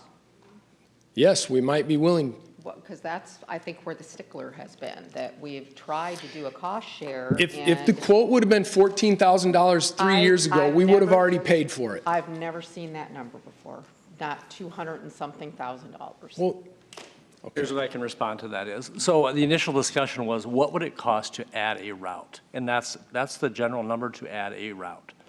Is approximately $250,000. The further discussions were much less than that. Right. We met several times with county supervisors, Mr. Moore and I. So there was lots of numbers and discussions throughout the way. Were they ever down to 14,000? No, but we Okay. don't go right by your front door on an existing route. That's the difference. You go 5 times, and you go to 5 spots in Sergeant Bluff They're all already in a on your line route? coming back to Sioux City. It's on an existing path. That's the difference. Okay. Well, this is in Sioux City. This doesn't have to go outside the city. So, Let's do this. Let's type up 2 paragraphs on what you think it should not, we don't need a bill, just 2 paragraphs. Send an email to the council, and we'll engage that discussion. If it's something as simple as, I like the idea of the trailer court, to be honest with you. I do know that there is I get that, it's my neck of the woods. So I get that would be, having a stop at the top of the hill again, it'd be great for those guys, and Agape is gonna come online at some point. So maybe And that's- something we, if we do an in and out right there, let's talk about it. It's up there. And we discussed Yeah. it 3 times a day, Yeah. exactly what you're talking about. Yeah, For options. so let's just something on paper real quick, and we'll run it through the system. Sheriff, you're absolutely, to Rick's request, you're absolutely entitled if you want to send us. I don't feel like I need that, because I feel like the dialogue that we're having with the updated awareness of what that route might be able to be is enough to ask Mike to work with his team in transit to get us a sense of whether there's a business plan that works. I'm guessing that there was not prior dialogue to include the trailer park. Agape was not part of the previous dialogue. So I think we're looking at a population that I think probably expands the business plan. So a separate route, I don't think, I didn't ask for that. I wouldn't even know to ask for a separate route. So if that's the way the discussion was steered, that didn't come from the sheriff's office and didn't come from the LEC authority. All right, you know what, we're there. Okay? I do, I get it. Well, I mean, Yeah, let's just be honest. Yep, I get Okay? it. Yep, new council, let's address it.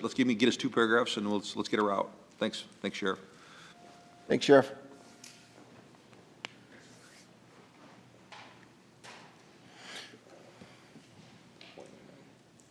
Nobody else? We have a citizen concern, Brenda Lewis. Thank you for waiting, Brenda.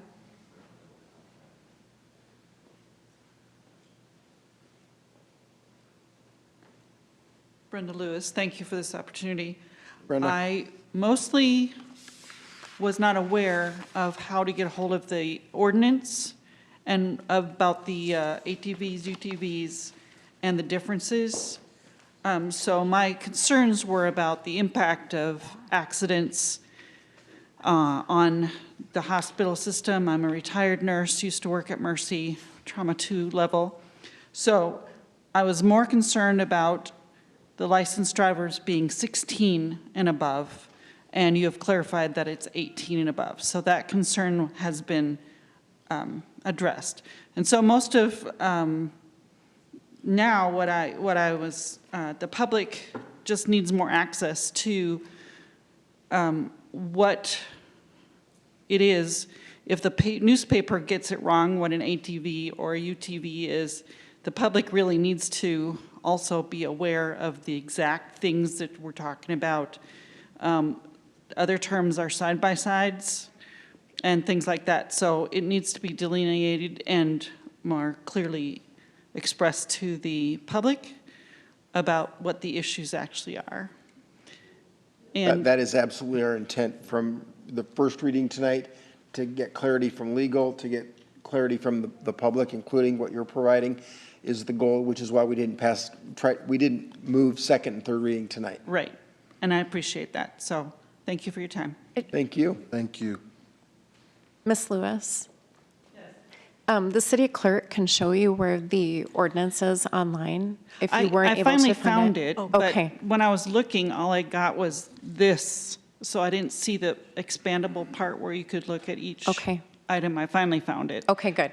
But I don't know if there's any way to make it more accessible or whatever, but I appreciate your time. Thank you. Thank you very much. I hope we still have the interest online. People didn't die off there. All right, we will move to council concerns if there are no more citizen concerns out there. I only got an hour's worth. Wait, But hold on a minute. we're Hold, good. hold, hold, hold. You only have an hour? About an hour. Okay, well, I'm going to go first on citizen Yep. concerns tonight. And the reason being is this one, I want as many people to hear and see what I'm going to talk about quickly as we can. So that's why I'm trying to get in a little bit earlier than being the last one. What I want to talk about is what's coming on the city council's agenda next week. And you're going to see a discussion about the wastewater treatment plant. This project has been on the forefront for many years. It's the biggest expense I think we've ever had in the history of Sioux City, upwards of $465, $470 million. And I just want to let everybody know that it's coming on to the agenda next week, and it's because we've reached kind of our phase 1 of our consulting contract and our design. Finally, we're 100% design. Our engineering firm, Hazen and Sawyer, got us involved with another engineering firm, Kiewit, who are world-renowned designers, et cetera, of wastewater plants. Their contract, they've been under contract since last February. They're supposed to provide pre-construction services, which they have done. Now, their job is done to this point. They're paid in full. And the next question, we're at the fork in the road. Do we want to continue with Kiewit at the price that they've quoted us to oversee the construction of our plant? Or do we want to put it back out for bid to other firms? We have the legal right to do either way. And I think we're leaning towards second. But the council will decide that next week, and that's what we're going to discuss, and that's what we're going to vote on. I just want everybody to know that this is what's coming. We're to our phase that the whole thing has been designed. The project is ready to move forward. We're ready to leap into construction late summer, maybe fall. It'll probably be the fall. But we're to the point right now that we say, what are we going to do? They've done their contract or not? Or we're going to go off in another direction and put it back out for bid. And I think, personally, that prices have settled down a little bit from all of the shortages that we had due to COVID and transportation, and some of the tariff things have stopped. So I think that we can get the price lower. I really do. And Rick and I are both team leaders on the Public Works team. And I'm not going to speak for him, but I'm sure he kind of thinks the same thing, being in the construction and development industry, that prices have simmered down somewhat. So I just want to let everybody know that that's happening. However, we have got a short timeline because the city of Sioux City is under a, do we call it consent order from the Attorney General? Part of the settlement agreement with the state of Iowa. Right, so we are under order by the Iowa Attorney General to follow the work order plan that the DNR via EPA has given us. So we have a very tight timeline of when we have to get this project started, what process is done along the way, and when it must be completed. They gave us the size that the plant must be, how long it should take to get it done, and when it's going to be completed all the way. So we have to build to their specification and to their sizing. I just want everybody to know that. I don't think that that was clearly stated in the beginning. We don't have to say so. The DNR decides what size that plant's going to be.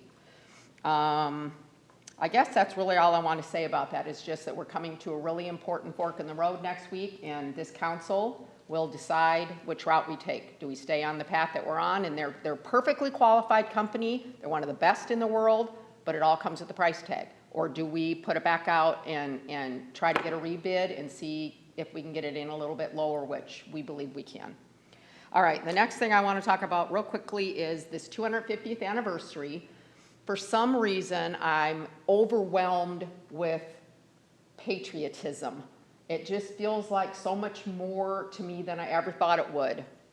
I started doing a little decorating on the outside of my home back in for Memorial Day, and it just grew. because I just kept feeling more and more patriotic along the way as we got closer to the 4th of July and the actual anniversary. We had a huge blowout of a celebration this year. I really love that. But I also feel like it could be a time for our community as a whole and as neighborhoods and civic groups and clubs and committees and ourselves individually can take a look at ourselves and ask, is this a perfect time for a little bit of a reset? How can we be better people, neighbors, parents, kids, community members? I just think it almost feels like New Year's, like a New Year's resolution time or a New Year goal setting time. And it does for me especially. I have 18 months left in my term, and it's very undetermined what I'm going to do after that. And I just really want the projects that I've been working on to come to fruition. So I'm doubling down. I'm working extra hard, putting the time in, doing what I need to do to make sure that these things are really embedded and ingrained. But I just want everybody to think about, what can we do for our community? Can we adopt a street and pick the litter up? I got a guy who I didn't even know did it out on Singing Hills by Walmart. Jake Jungers, an individual, has his name on one of the Adopt a Street signs. Just an individual. You don't have to be a business. You don't have to be a 501c3. You can do it yourself. You can do it with your family. And I think I'm going to adopt a street. I'm always stopping all the time anyway. I keep plastic bags in my car all the time to put it in. So I might just adopt a street and adopt one myself, and I'm thinking about doing an Adopt a Street challenge. So we have like 700 miles of streets. So as little as something like that is something that you're giving back to the community, and that's a total reset, even though it doesn't seem that big. So anyway, I just want to tell everybody to please stand up, be proud of your community. Think about what you're saying in public and online, and the things that you're typing. Is that something that you would say to a stranger at the drive-up who delivered your sandwich a little bit late, and they say, I'm so sorry, and we say, oh, that's okay, but we don't, forgive our own community things? So anyway, I want us to think about a reset, a positive reset for this community, and I think that we're all working on it very hard up here, and I don't think anybody realizes that, but we are. And it's not for anything other than the betterment of our community and our constituents. All right, Rick? Oh, good. I can go this way? I'll back clean up. That's what I talk about, a change. You're in the hole. Yep, it is a change. No, thank you. As always, I want to thank the citizens for their engagement. I love when we have meetings that people come out and talk, whether it's, for or against anything. I also, and this young man, he doesn't live in Sioux City, he goes to Woodbury Central, but the last couple of years, he has done a phenomenal job. The Sioux City, or the Siouxland Chamber does a civics bee every year, and this young man has won the local civics bee and then proceeded to go to regionals, and now he's at nationals. And so I just want to congratulate him for representing Siouxland, and he just does a phenomenal job. He, wants to be an attorney and then be in city, or not city, but government. So I just think that that's phenomenal. And I know, Mike, you're probably already thinking about it, but, as it came up tonight about having some public information with maybe Ann and such, of putting something out there for, as things proceed and go with the UTV ordinance and passing. I just wanted to point out, this weekend, obviously, it was the 4th of July weekend, and Saturday in the Park and all of those things were going on. One thing that we get to notice, most of you know I have a local coffee shop here in town, in downtown, but Saturday in particular, we had just an enormous amount of visitors to the city. And I mean, it was crazy. And so I just appreciate, when we get those visitors to the city, Legend, he works for me, and I don't know if he could keep up with. When I tell you guys, it was just unreal. But it's just a thing, because people were just remarking how they like Sioux City, and we had people talking about vacationing here in Sioux City. And so I think that that's a good positive thing that we can build on, sort of in those lines. And with that, I just, again, you know, I can't thank Mike and your staff and city employees enough for your responsiveness to, you know, our requests and things that, you know, we see going on in those things. And so, again, thank you. And please, you know, continue to pass the word that it's appreciated, you know, when things are getting done with that. And so that's all I have. I'm going to limit my comments because I know Rick has got a couple in respect of time. Really, the only thing I want to mention is Saturday in the park.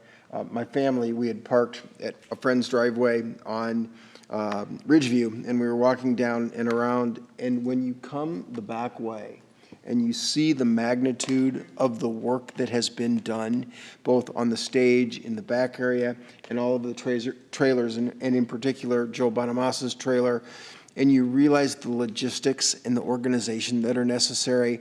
And I think, not that we take it for granted, but I think we don't fully respect and appreciate what Dave Bernstein and his teams go through every year to make that event work. And the magnitude of the event and the impact to Sioux City, to Ike's point, and those that come to I know a number of the channels interviewed visitors from Omaha and other communities, and they come and they show so much respect and so much appreciation for what David and his team have done. And I just think it's important that we as a community continue to recognize David and his efforts.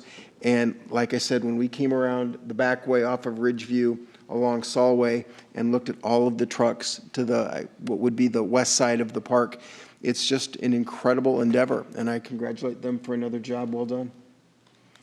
Rick? Briefly, only an hour. The good meeting tonight. I just think it was great discussions all the way around.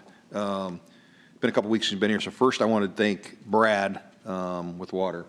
The work they did up on Fremar. I don't know if you saw that. Great job. And we had a situation where we had some pretty good sinkholes that were starting in some of that new development up there. And a citizen reached out and a developer reached out, and the city was spot on. They got out there, and I look at it and say, not only did they address the concern of the builder and the people around it, but they probably prevented a couple $100,000 issue that could have been down the road if it just would have kicked down the road. So great job up on Fremar. And the property owners that are up there, if you get a letter, don't freak out. You might be asked to fill in a hole or something along your driveway, and I just want to make sure that they know that it's a bigger plan up there. So good job there.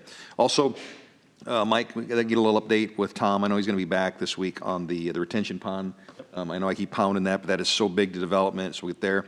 I know Daryl talked about the demo at 913 Nebraska. We're in the asbestos phase. Great job. Keep that moving across from the warming shelter. That's going to be a big win for the city. Mid-American with Gordon, that turning light, remember we talked about out there? I mean, I know they said they ordered it, but until I see it, it's here. Status? Yep, let's get a status on that turning light out there on the bypass, because we've been alerted and we just don't need liability on that turning lane.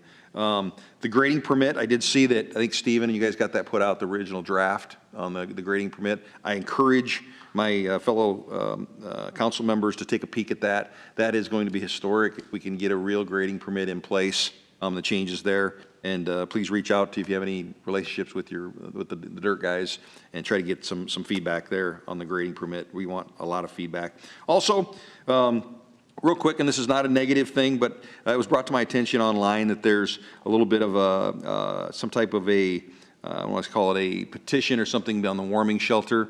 They're trying to rally and stir the pot against the donors that are supporting the warming shelter, saying that they are facilitating some of the activities that are going on at the warming shelter. I do not support any type of boycotts of any of the businesses that have decided to send their money towards the warming center. I do strongly encourage those businesses that when it's time to be asked for more money, to ask themselves, am I facilitating some of the homeless issues downtown?